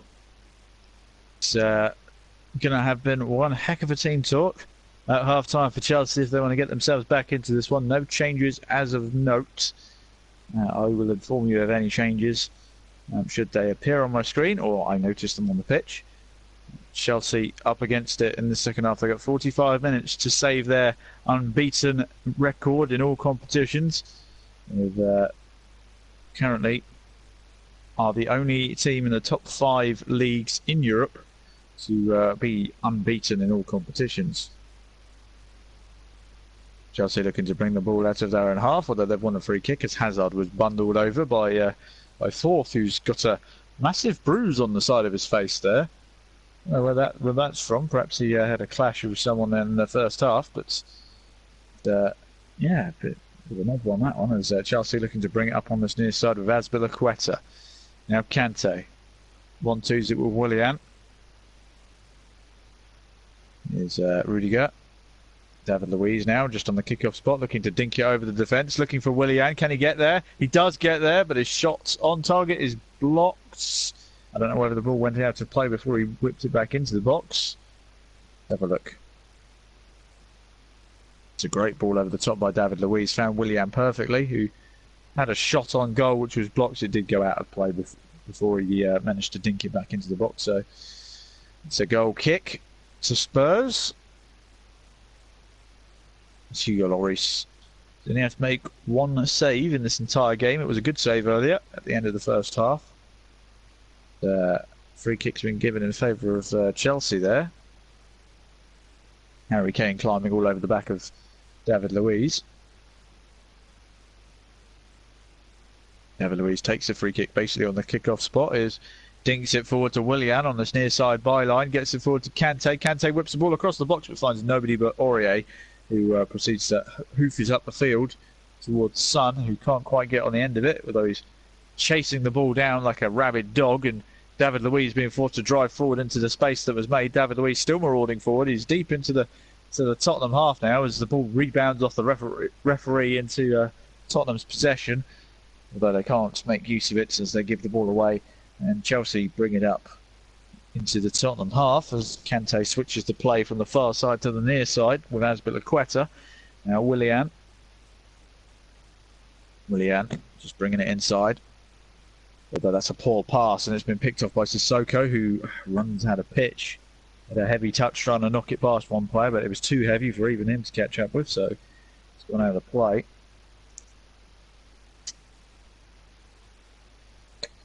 Azpilicueta takes the throw, throws it to Kante, who gives it straight back, and Azpilicueta almost sold the hospital pass to his defensive partner Rudiger, although he was awake to it being a little bit slow, so he sent it back to his goalkeeper, who played it forward, and a free kick's been given as Jorginho's been bundled over by Aurier. Chelsea take the free kick short and quickly. Pinged the ball over to this near side for Willian, whose first touch can't quite get it to Morata, and it's picked off by Forth. Tries to play it forward, looking for his man Davis, who lost out, and Morata, well, he tried to get on the end of a Willian pass, but to the referees, the Lino's flag went up. Shock horror. He's not had a good day in terms of keeping his offside discipline. Now Dele Alli advancing up this near side touchline, plays it into Kane, gets it back to Ericsson, back to Kane again, although he's forced to go back to Ben Davis.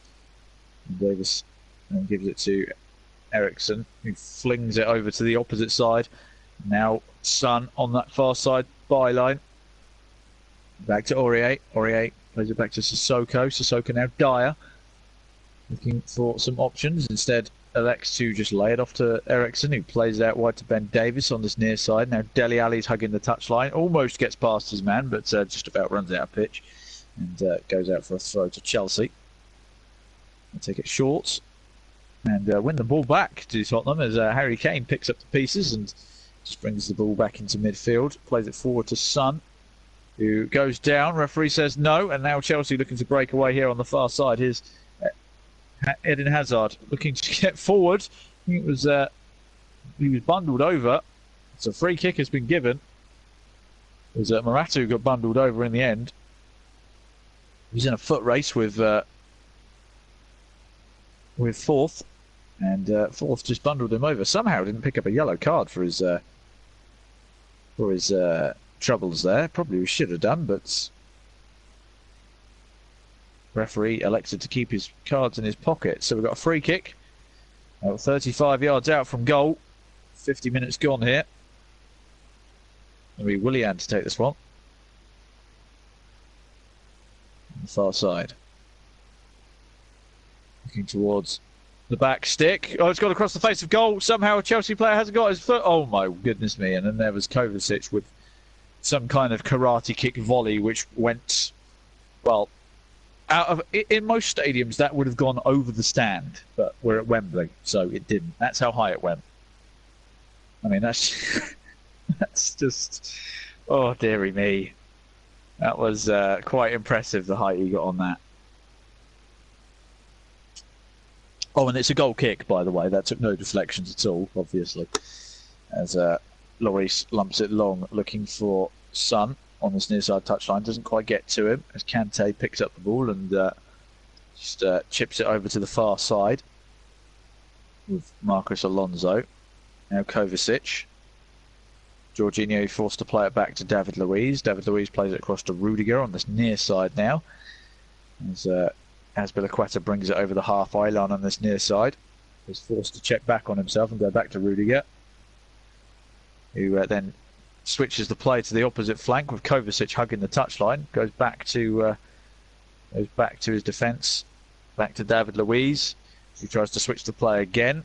Sometimes Azpilicueta on this near side. 1-2's it with Willian. Goes to Kante, who has to turn back on himself. He's being tracked all the way by Dele Alli. Here's Willian driving forward. Gets it forward to Hazard. Hazard who switches out to the far side. This is good stuff from Chelsea. Heading to the byline. Cross whipped across the box. All this rebounding everywhere. The chance for Willian. He's dinked it over the top of the goal. He's claiming a corner. I don't know if the corner's been given. I think it has. This was probably the first good bit of play Chelsea have done all game. Worked it out to the wing well. Lots of space and time for the cross. It just rebounded like a pinball machine in the middle of the box and eventually fell to Willian's left foot. And it went over the bar via a deflection. It's a corner on the far side. It's going to be Willian to take it. He does have a short option, but he's not looking at him. Whips it towards the front stick, and it's been nodded on, I think, by Alderweireld, who flicked it over his own goal. It's going to be a corner, same side, I think. Hit the roof of the net. So Willian will get a second go at taking this corner. As Rudiger's causing all kinds of problems in the box. He's managing to hold on to two players, which Atkinson is coming over and saying, "Can you stop that, please?"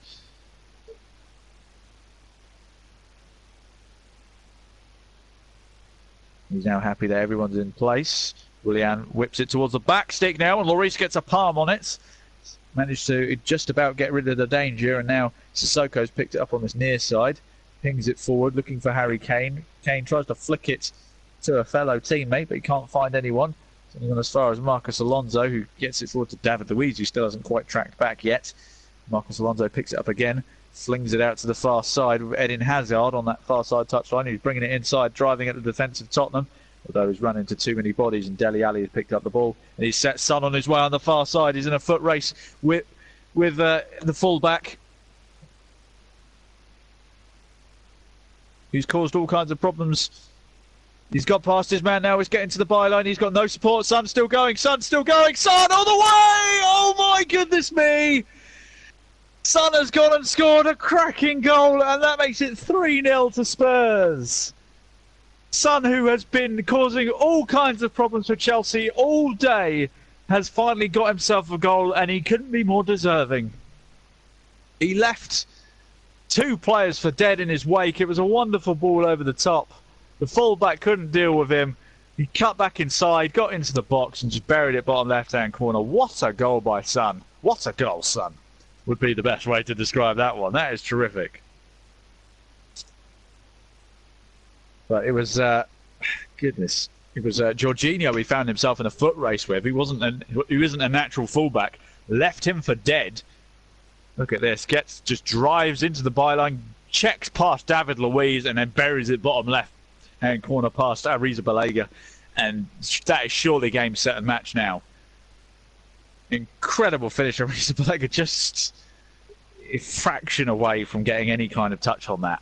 But it's still, I mean, you can't just let him run into the box like that. It's just terrible defending from Chelsea. And Son, well, that's going to be up there for goal of the month contender. We've only got a week left of November. But that's his first goal of the season as well.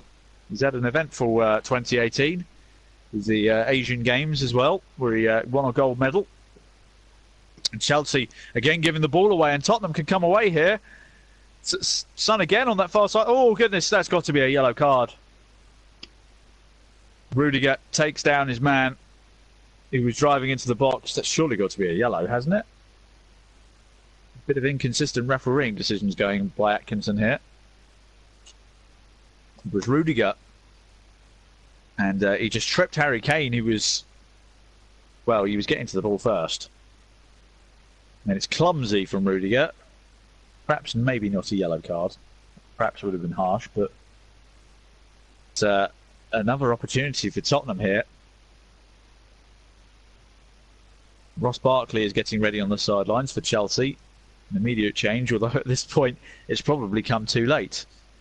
Free kick on the far side. Eriksen and Dele Alli standing over it. Pedro is also ready on the sidelines. So Chelsea looking to make a double substitution. It's going to be whipped in by Eriksen here. Oh, he plays it short to Dele Alli on the edge of the box. It's blocked by Chelsea. Although it's fallen back to the feet of... Oh, well, I couldn't quite tell who it was in the Tottenham shirt, but Chelsea looking to break away here, perhaps. Nope, Sissoko mops up that pass. And Chelsea just about keep it in play. Do they? Nope, the linesman's flagging that it's gone out of play. And Morata, who's had a terrible game, is going to make way for Pedro. So Morata's terrible afternoon of multiple offsides and poor finishing is over. And it's going to be Kovacic as well, who, well, did that stupid move earlier, which you shouldn't be doing at 2-0 down. Rabona is the word I was looking for. And his evening is over as well. So Sarri pulling the plug on two misfiring superstars. And, well, they've got an hour. We're about to hit the hour mark. They've got half an hour to somehow, if they can recover from 3-0 down, I'd be amazed it'd be up there with comebacks of the Premier League in general if they can somehow, if they can just stay unbeaten at this stage. But I think that record is going to go up in smoke. But Son, I've got to say, he has been causing them problems all day. From the moment the referee blew his whistle to kick off this game, he was at Chelsea's throat and deservedly got his goal. Chelsea just, at this stage, it's about pride. This free kick's been given in favour of Marcus Alonso, who was fouled by Aurier. That's Atkinson just having words with the pair of them.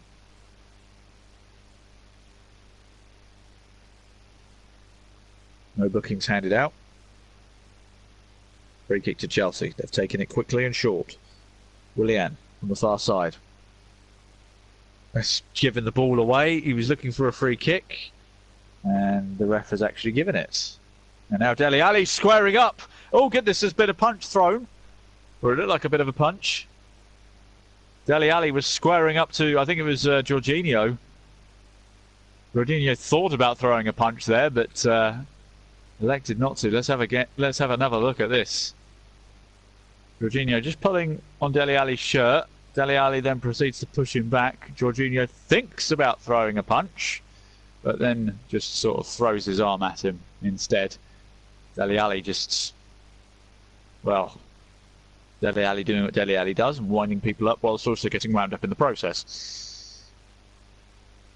Anyway, short free kick taken by Chelsea. Just on the halfway line here now with Azpilicueta. Son's goal today was actually Son's 50th in all competitions for Tottenham Hotspur. With quite a lot of goals as Tottenham looking to bring the ball forward again. Here's Harry Kane trying to dink it forward to Dele Alli. Dele Alli who hits the deck, and Son left it because he was in an offside position, although he's going to follow the ball all the way back to the goalkeeper and to the fullback, who he's put under pressure to try to dink it over the top to Eden Hazard, who looks like he's playing as a striker at this point. And, well, it's not going to plan. I would say it's not been a good day for London sides, but that would be a lie, because Fulham have won by 3-2, and Tottenham are currently winning here 3-0. So we're just looking again at this run by Son. Just blasts past Jorginho, then just checks back past David Luiz, and as I said, he just places it bottom left-hand corner past the goalkeeper. And well, Chelsea just look beaten. They have not been at it from the get-go. They have been terrible.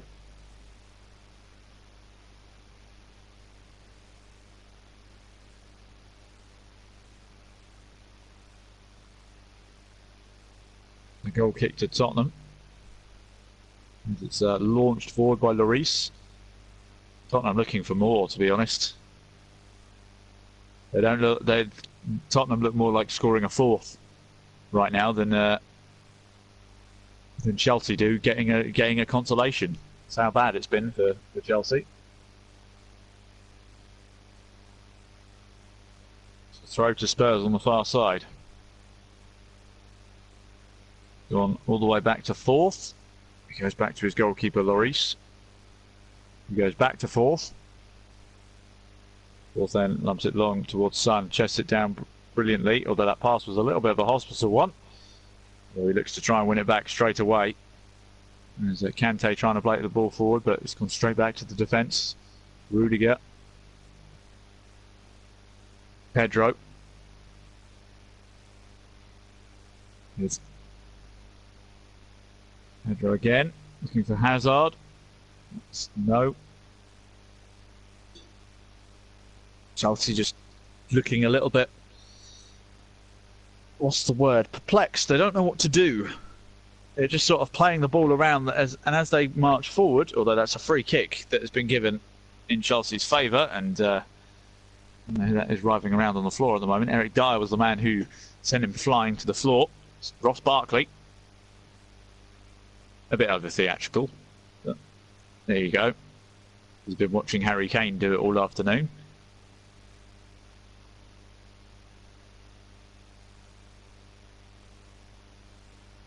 So, free kick to Chelsea. Looking to dink it in towards the back stick. It's gone to absolutely nobody. Sons picks up the pieces, looking to try and bring the ball forward, although he's been closed down by two Chelsea players. Pedro's one of them. He plays it back to David Luiz. Luiz switches it out wide to Willian on the far side.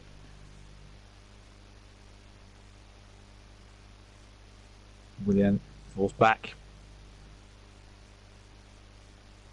Jorginho plays it out wide to Willian. Willian striving forward, gets to Eden Hazard near the corner flag.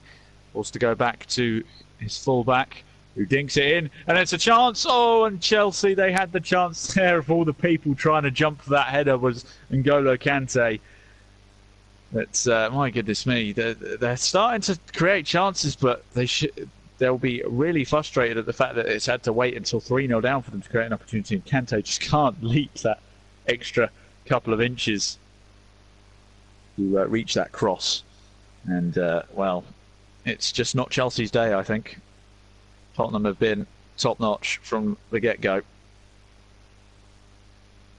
There's Alonso's cross in the end that's almost created that opportunity, as Rudiger gets pulled down by Kane. Almost a wrestling move, that, to be honest, but there you go.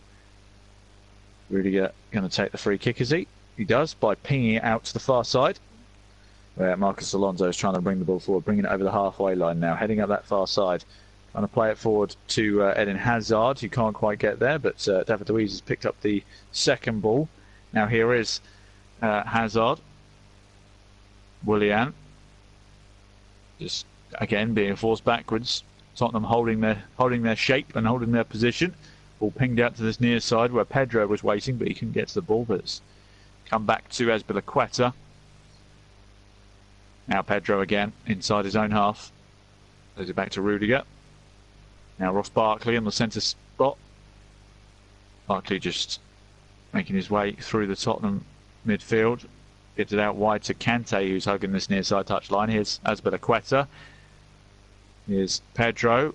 Back to Kante near the byline, although they've gone back to Jorginho, who tries to ping the ball into the box, but it's gone straight through to Lloris, who clutches it. 65 minutes gone. Tottenham 3, Chelsea 0. Two first-half goals from Kane and Ali, and a goal of the season contender, quite frankly, from Son, is what separates these sides today so far, along with some criminally bad defensive frailties from Chelsea. Got to be said. Chelsea just playing around with it at the back. Here's Rudiger bringing it forward for Azpilicueta, who brings it over the halfway line with Kante. Back to Azpilicueta, gives it back to Kante. Kante striving forward, looking for options. Here's Eden Hazard now on this near side, just bringing it into the middle of the park. They checks back onto his right foot and starts heading wide again. Gets out wide to Azpilicueta, who tries to cross it, but it's blocked and it's gone straight through to Lloris. Nothing going for Chelsea right now. Here's Ericsson bringing the ball forward. Here's Dele Alli on this near side touchline. Plays a lovely ball forward to Harry Kane, who's got to the byline. Hasn't got many options on though. He hasn't got any support behind him. Manages to flick it around the corner to Dele Alli. Here's Harry Kane on the edge of the box, still going. He hasn't got much options. He's forced to go backwards. Here's Aurier now. It's it forward to Sissoko. Sissoko though being forced back by Alonso. Tottenham just being smart with the ball here, retaining possession. They're in no rush. They're 3-0 up. No need to waste possession. Is Alderweireld pings it back out wide to Sissoko, who's still sat on that touchline. Back to Fourth, who has to go back to his defensive partner Alderweireld. Chelsea just pegging Tottenham back a bit. As Ben Davies does a smart 1-2 with Ericsson to get himself some space, plays it forward to Son, still onside. Son, he's got Ali to his right, Harry Kane to his left. Son plays it out wide to Aurier, who's marauded forward, gets it inside. Oh, Harry Kane missing from 6 yards out. How on earth did you manage to get it over the bar from that range? Wonderful build-up play from Tottenham. They are ripping Chelsea apart. Questions of offside on Son, but no. Linesman's flag stayed down. He had 3 options. The third option arriving late in Aurier, who played a perfect ball across the box. It was on a plate for Harry Kane 6 yards out, and somehow Harry Kane manages to fire it over the bar. It would have been hard. It's harder to hit it over the bar than hit the target from that range. There's all this discussion about Harry Kane being the world's best striker, and he goes and does something like that. Deary me. That's where you get Twitter. Stop talking about that. Just let Harry Kane do his job and score goals, and then at the end of the season, tally it up with the rest of the strikers. That's where you get your answer from. Anyway, Tottenham go back to their goalkeeper Lloris. Who proceeds to lump it long, but straight into the possession of Chelsea. Trying to work their way up that far side touchline, but it's not really working. It just proceeds to lump it long to David Luiz. Somehow it's been knocked back by Eden Hazard to N'Golo Kante. He's got Pedro to his right. Pedro should have shot first time, really tries to check it onto his left foot. Tottenham have the numbers back now, goes back to Kante, who tries to dink it towards the back stick, but has found nobody and has gone out for a throw to Chelsea as it's been cleared by Tottenham. Sarri absolutely infuriated as to why Pedro did not shoot. Chelsea just getting all their wires crossed at the moment, which is why they're in their current position. Throw it back to Willian now. Ross Barkley manages to find Alonso, goes back to David Luiz. Now Azpilicueta, just on the edge of the centre circle in the Tottenham half. Is Pedro now. Fresh off the bench, Pedro checks inside, heading into the middle of the park, tries to fizz it out wide, but it's gone straight into the possession of Son, who's been a problem for them all game long. And now Sissoko driving forward. He's got Kane to his right. Dele Alli's making a great run on the left-hand side, unchecked. Tried to get it back into Sissoko and pay him back, but he's picked up the rebound. Harry Kane gets it outside to Dele Alli. Ali checks it round the corner, trying to get it to Harry Kane on the edge of the 6-yard box. Gets it back to Dele Alli. Oh, and he's hit it over the bar as well. Oh my word, Tottenham just forgetting how to shoot when they're 3-0 up. I mean, there's worse times to forget how to shoot, but that should be 5-0 to Spurs. It's both Dele Alli and Harry Kane. That was even closer, I'll give them that. Like, skimmed the bar and hit the stanchion behind. That's how close it was. But it should be 5-0 Spurs. But I don't think they're in any danger of having to endure a comeback from Chelsea, I'll be honest. Because they're just really struggling to put passes together in Tottenham's half. You know, it's great when they're passing around to the back like this at the moment. Here's N'Golo Kante, Azpilicueta on this near side, just inside the Spurs half now. But the long balls over the top are being dealt with easily by Fourth and Alderweireld. It's cleared up the field. It's gone straight to Rudiger. Tottenham win the ball back with Ericsson, who gets fouled. That's an obvious foul, come on. 70 minutes gone. It's Tottenham 3, Chelsea 0. If you're joining us late, you've missed Tottenham's best impression of blitzkrieging. And, well, they got off to a flying start. 2 goals in the first 15 minutes against your nearest and dearest rivals. It's always a good way to start. Dele Alli and Harry Kane did the damage early on, and then Son scoring a goal of the season contender at the start of the second half. And, well, we find ourselves in this position where Chelsea, well, they don't know what to do. Sarri can stand on the sideline and bark at his players all he wants, but they're just not in. They're in reverse at the moment. They're stuck in reverse, and they can't seem to get out of it. As Pedro tries to play a ball forward to Hazard, who is the main striker, which doesn't really give him a long option. They do have Olivier Giroud on the bench, which I would have suggested putting on, but Maurice just exchanging possession with his defenders, and it's gone long to Dele Alli, who's controlled that well, although he's been fouled, and he's theatrically rolling around a little bit. And a yellow card has been brandished for Jorginho, who has had, well, let's face it, he's had a terrible game, Jorginho. Oh, tell you what, that's borderline a red card. He just dragged his studs down Dele Alli's Achilles. I apologise to Dele Alli. I thought he was milking it, but I'd be feeling the pain if that was done to me. As Tottenham look to be preparing a substitution here. I think that might be Eric Lamela. Not sure. So we shall check that out in a moment or so.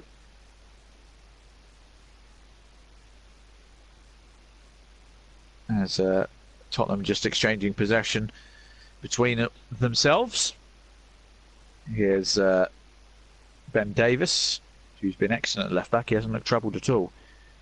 Long ball pinged forward by Alderweireld to Son, but Son is apparently offside. Flag was up immediately. And we don't get a replay to see how close it was because Chelsea took the free kick quickly. So Kante just bringing it over the halfway line, looking for Pedro, who gets tripped. That's surely a free kick. Pedro sarcastically applauding the referee, and now exchanging words with Ben Davies, who didn't take too kindly to the applauding from Pedro. Atkinson didn't give anything there. He didn't even wave advantage. That's a questionable officiating from Atkinson. That must be handball. No. And Tottenham looking to bring the ball forward here. Here's Dele Alli on the far side now. Plays it inside. Oh, that was a bit of a dodgy pass. And now Kante picks up the pieces, although he's run straight into a Tottenham player. So much so that he may have put his studs into him. And Tottenham hoofed the ball out of play immediately. There's, I think, it's Eric Dyer who just got a boot full of N'Golo Kante there. No malice involved, but because Eric Dyer put his foot there to win the ball. And because the ball then moved, N'Golo Kante's all of his weight went straight onto the side of his foot. Fortunately, it wasn't a full-blown ankle shot, otherwise that could have been a hell of a lot more painful. So Eric Dyer is gingerly getting back to his feet. And you know that substitution that I mentioned that Chelsea perhaps should have tried? Olivier Giroud, well, he stood on the sideline. Sarri obviously got my message.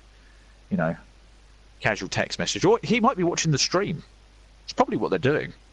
I mean, you know, obviously we're well known, so well known that the Chelsea bench are listening to what I've been saying.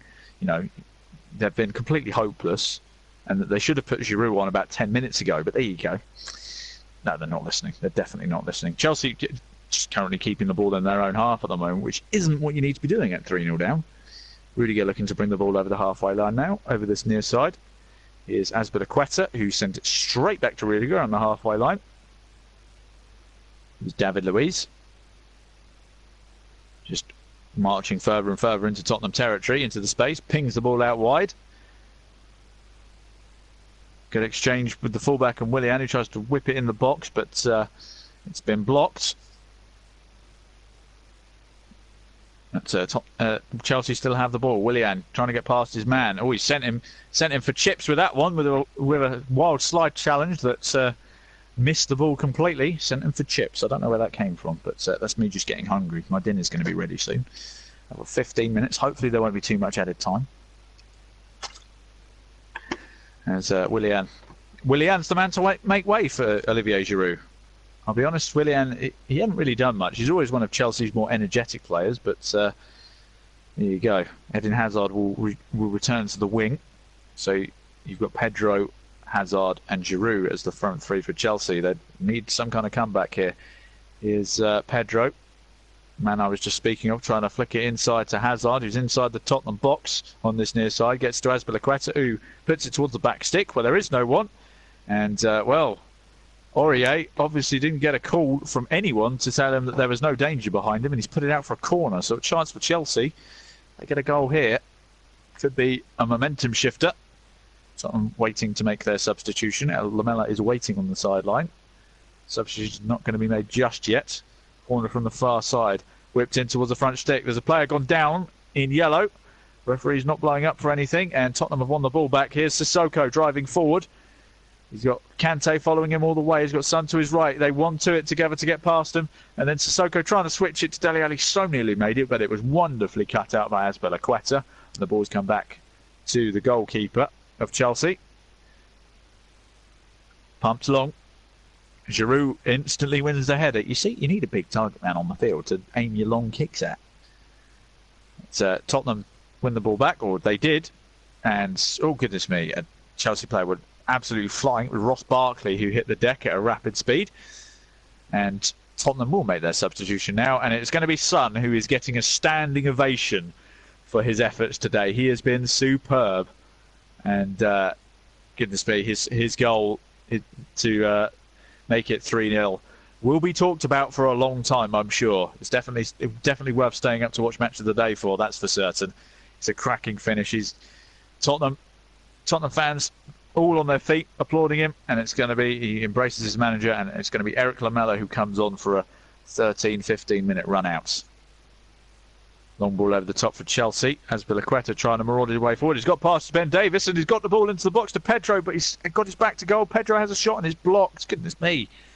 Azpilicueta just decided to one-man army it like Eden Hazard did earlier, and it almost came off.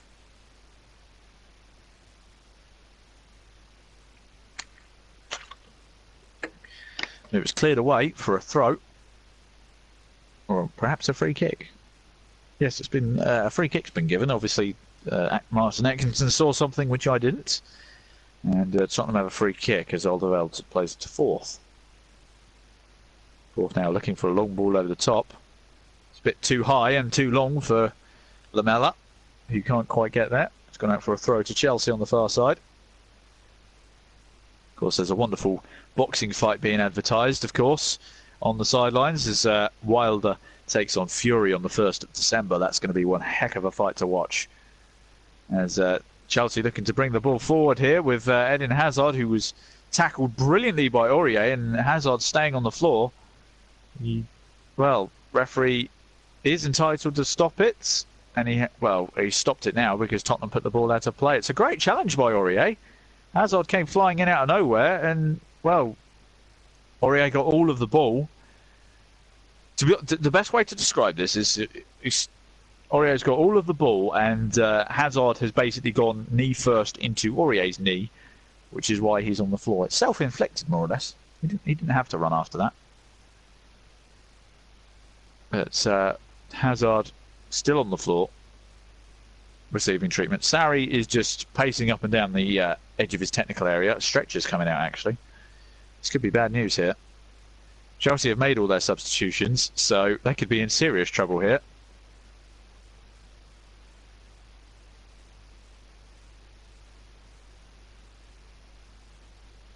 They've made all their substitutions with Giroud, Pedro and Barkley coming on.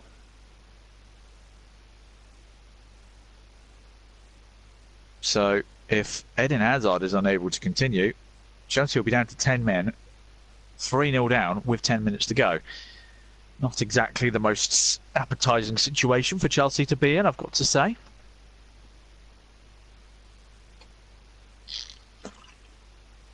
"80 minutes gone. Tottenham 3, Chelsea 0. Eden Hazard is back on his feet, rather gingerly.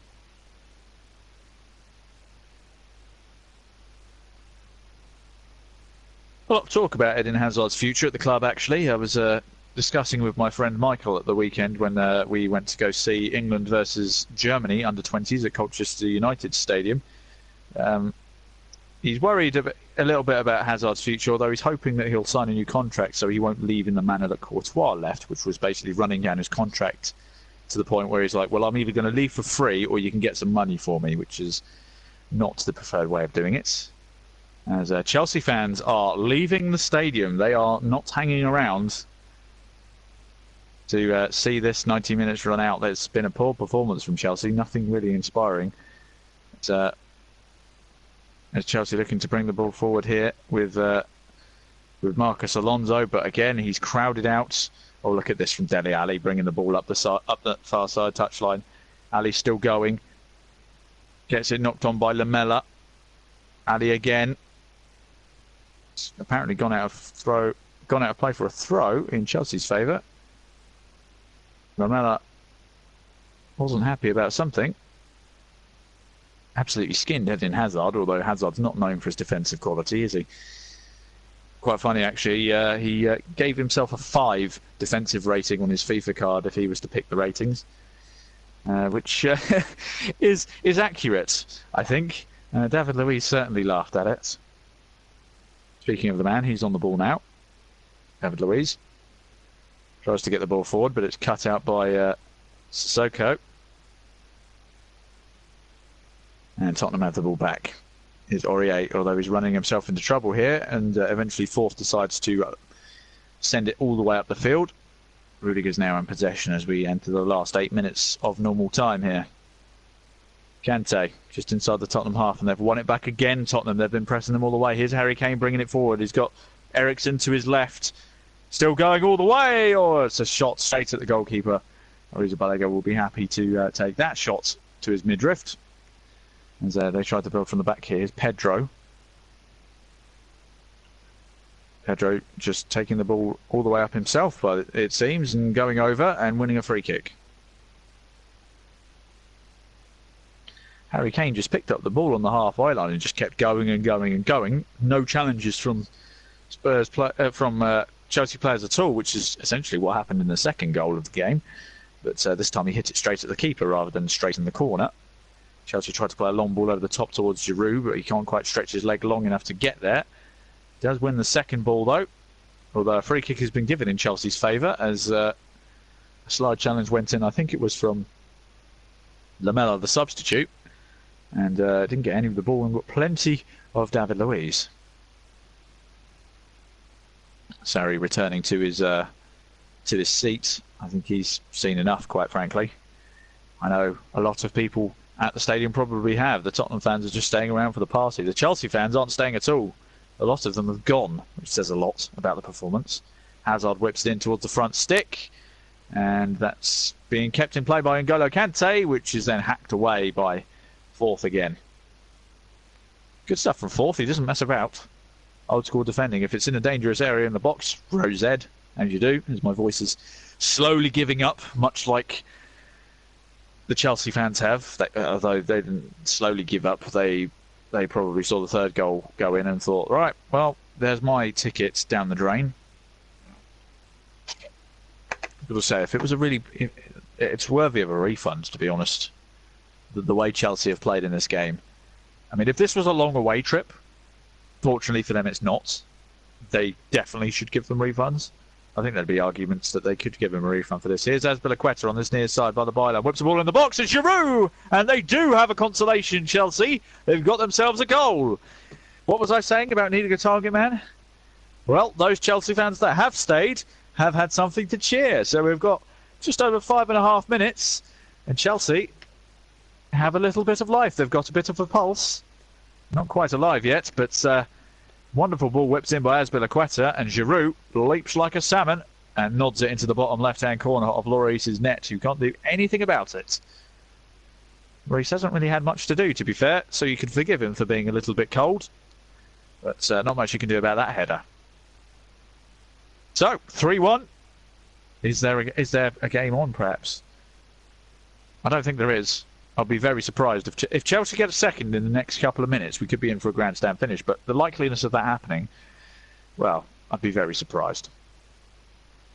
As Lamela marching down that far side touchline, still going. Lamela still going. He's going down in the box. Is the referee going to give anything? No, no penalty, and it's gone out for a goal kick. Atkinson hasn't exactly been giving much, I'll be honest. Lamela got past Alonso, drove at Jorginho, then Marcus Alonso, did he trip him here? Could be a penalty. The fact that he then jumped on him as he was on all fours, I could argue would be a penalty, because he was still chasing the ball down. But there you go. 86 minutes gone now. The Spurs fans, their spirits haven't been dampened at all by that late goal from Chelsea so far. And I think Dele Alli is now going to make way. He is. So Dele Alli, his day is done. He sets the goal scoring off with that goal in the first 8 minutes, and it's going to be Harry Winks who makes an appearance for the last 5 minutes. Eden Hazard isn't walking very well at the moment, I've got to say, but he can't really do much because there's no subs. Dele Alli high fives the other goal scorer, Son, on the bench. They've done terrifically well, those two today. Here's Kante, gets it forward to Giroud, whose first touch lets him down, and Tottenham win the ball back just about. The ball's going to trickle through to Hugo Lloris, who lumps it left-footed all the way out the field to David Luiz, who gets it to Alonso. Alonso plays it forward, looking for Ross Barkley, who's battling away with Aurier. Still going, Ross Barkley, heading towards the corner flag, gets into the box towards Giroud. Chance maybe for Chelsea. Oh, goodness me, Pedro fires a volley over the bar. I tell you what, if that had gone in, we could have been in for the grandstand finish I was on about, but that was the chance to make a game of it, and he's missed it. Quite frankly, Chelsea don't even deserve to have a sniff, but they still have that grain of hope. Although time is against them. They've got all of 2.5 minutes of normal time, and added time, it's probably going to be another 2 minutes. So they've got just around 5 minutes, really. They need to get a goal in the next 2, really, to have any kind of hope. But I really doubt this. And especially the way Tottenham are defending at the moment, which is basically hoof it straight back to the Chelsea goalkeeper, which is a reasonable attitude to have, as it's done again. You know, if the ball's going anywhere into the Tottenham half, it's just been hoofed straight back to the Chelsea goalkeeper, because it wastes really good time. Here's Eriksen now, who's picked up the ball on this near side, heading towards the near side byline. Lays it back to Lamela. Here's Ben Davis. Harry Winks getting involved there. Eriksen and Lamela on different wavelengths there. Go back to the Chelsea goalkeeper, who lumps it long. Looking for Giroud, who wins the header. Almost gets it to Pedro, but it's been cut out. Chelsea have immediately been a lot better since Giroud's been on the pitch. I've got to say, they've got long balls to work, because Giroud's nodding it down and Pedro's trying to run off it. Shame that Sarri didn't think that was a good tactic to go with in this game, but there you go. We might have had an interesting contest had he been in from the start. But I'll just have to put up with the 4 goals, you know. I don't do boring games, do I, apparently? There's Chelsea just keeping the ball in their own half. Free kick given, because Eric Dyer fouled his man on the far side. Went to the last minute of normal time. So, streamers or stream listeners, vote for your man of the match below. I mean, for me, it's got to be Son, because he was just fantastic from the word go to the moment he left the pitch.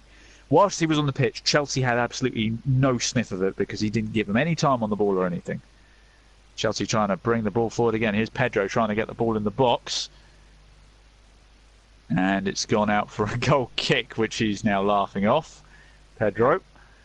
But yeah, if I was to... My vote for man of the match is going to go to Son, because he was just superb from the get-go. What was pestering the Chelsea defence, didn't give him any time on the ball. Got an incredible solo goal. And was just brilliant from first whistle to the moment he was subbed. That's who I'm going to vote for anyway. Lloris with the long goal kick. Normal time is up, so we shall see how much longer this is going to go for. There's another 4 minutes of added time. See, if Pedro had scored that volley a couple of minutes ago, they would have had a whole 7 minutes to get an equaliser. But no, they didn't. So Tottenham just going to look to milk the clock, take their time with everything, as they are doing. Davis just going to take the throw, throws it long to Harry Kane, who's going to hold it up in the corner here, and he's being pushed all the way by Azpilicueta. He's claiming a corner, but it's not been given. Harry Balega just getting us underway fairly quickly with a short goal kick to the far side with Marcus Alonso. is David Luiz now. Chelsea just pouring people forward, but they're going to run out of time. Long ball over the top looking for Olivier Giroud. Can't quite win the header. He's going to follow up the second ball, and it's been put out for a throw to Chelsea by Alderweireld, just in line with the edge of the box on this near side. Harry stood on the edge of his technical area, arms folded, coat on. He just wants to go home, I think. I think he's done with what he's seen today. Azpilicueta throws it to Pedro. Pedro gives it straight back. Azpilicueta gets it into the box. Oh, it's fallen kindly. Oh, it's a great block by Aurier. It's Ross Barkley still battling away in the box. It's come back to David. Oh, goodness me. It was Marcus Alonso, actually, left-footed strike that has a place in rugby, but not in football. Azpilicueta has put in plenty of balls here. Like, he's been providing the ammunition, but nobody wants to take that shot. Bit like me with Rocket League. I've got like 2,000 crosses, but only 100 or about 300 assists, which says a lot about everyone's finishing. Handing it on a plate in gold, and they're just not finishing. I can sympathise with Azpilicueta, because when you put in good deliveries and your attackers don't finish it, you're sitting there going, why am I wasting my time? Anyway, Chelsea win the pullback. Pedro's kind of running towards the wrong goal, which is a bit of an alarming image, because he was just literally sprinting back towards his own goal with the ball, and I was a little bit confused, but he was being tracked all the way by Dele Alli. We enter the last 90 seconds now of added time. Here's Kante. Azpilicueta bringing it up this near side, looking to ping another ball forward towards Giroud. Ball's won back by Kante, playing it forward to Ross Barkley. Barkley thinking about a hit, deflects, comes back to Eden Hazard, who's thinking about a shot. There's Kante on the byline, whips a ball in to a chance on the edge of the box, but Kante's been ruled offside. I was going to say the volley was good that time, just a shame Kante was offside. He wasn't offside. Just, would like to put that out there. Kante was not offside. And typical, the ball gets put in the back of the net by a good volley, by a good execution, and the linesman gets the call wrong. But it's been that kind of day for Chelsea. Not that it would have mattered, because they would have all of 30 seconds to get an equaliser. And, they wouldn't deserve an equaliser. Tottenham deserve all the points here today. They've been, by far and away, the better team. Giroud's consolation goal has just taken a little bit of gloss off it, but you could still see your reflection in it quite nicely. It's gone out for a goal kick. Pochettino just heads to the technical area as he's basically waiting for the full-time whistle so he can shake Sarri's hand. Tottenham fans making a lot of noise. And when the Spurs go marching in, rings around Wembley. Lloris kicks it long. The full-time whistle goes. Pochettino and Sarri shake hands. But Tottenham today go above Chelsea with an incredible victory here at Wembley. A terrific performance by Spurs. 2 goals in the first 15 minutes from Dele Alli and Harry Kane, and a second half goal of the season contender from Son gave Tottenham a 3-0 victory, nearly, until Giroud came along and got a consolation towards the end. But it was too little too late. Full time at Wembley is 3-1 to Spurs. And, well, let's think about man of the match. Some people have gone for Dele Alli.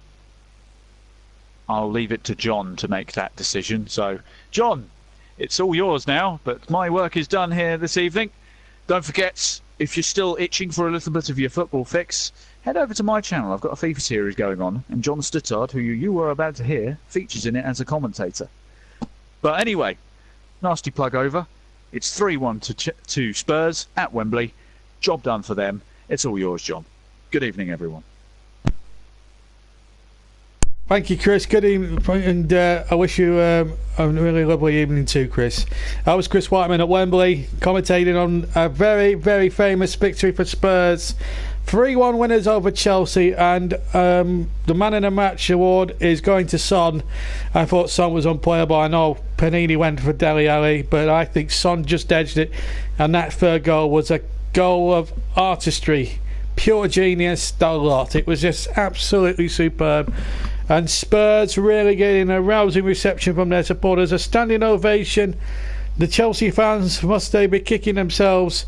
Chelsea were very lucky to score in the end through Giroud, but Chris Whiteman said it in commentary, maybe they should have tried to put Giroud on at half time, and I think Chris had the premonition.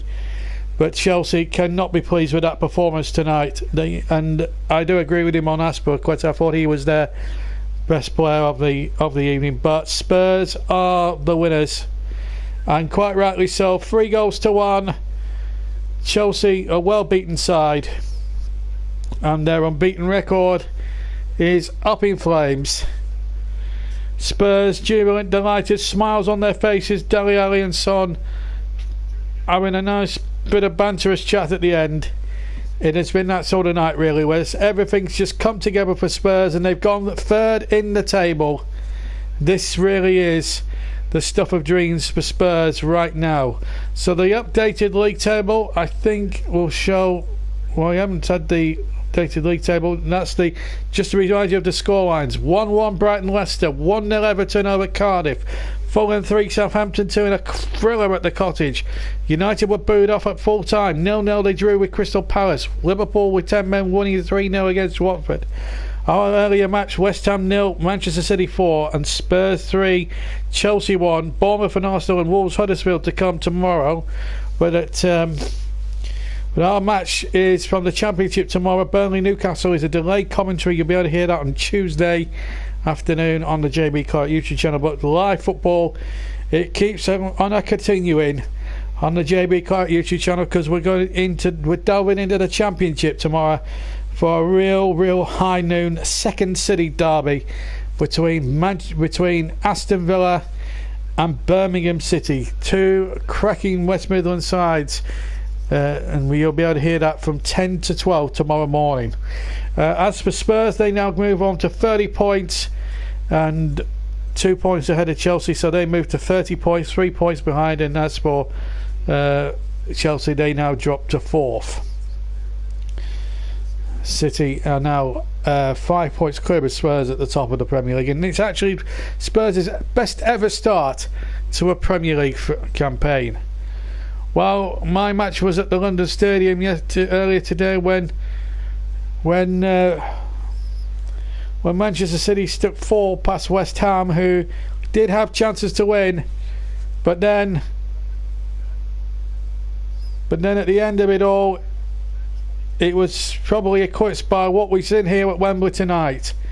Chris had the commentary of the day, and my goodness, when he commentates on these Saturday games, boy, do we get some action. And again, tonight was no exception. Terrific performance, wonderful play, and very deserved. Very unfortunate not to get a clean sheet at the end, but Pochettino won't mind. They've gone above Chelsea, and another unbeaten record bits the dust. And there's 2 teams left in the league now with unbeaten records, and they are the top 2, Manchester City and Liverpool. Full time in the Championship: Brentford 1, Middlesbrough 2. That was the final score at Griffin Park. Don't forget, tomorrow morning, 10 to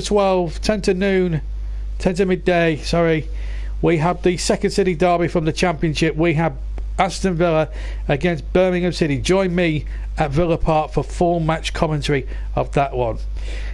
And of course, we'll try and bring you some of the commentary from the Wembley Cup later on that afternoon, if possible. And then delayed commentary on the Tuesday of the Monday night game between Burnley and Newcastle as well. Well, I hope you very much enjoyed the 2 matches that we had on store for you today.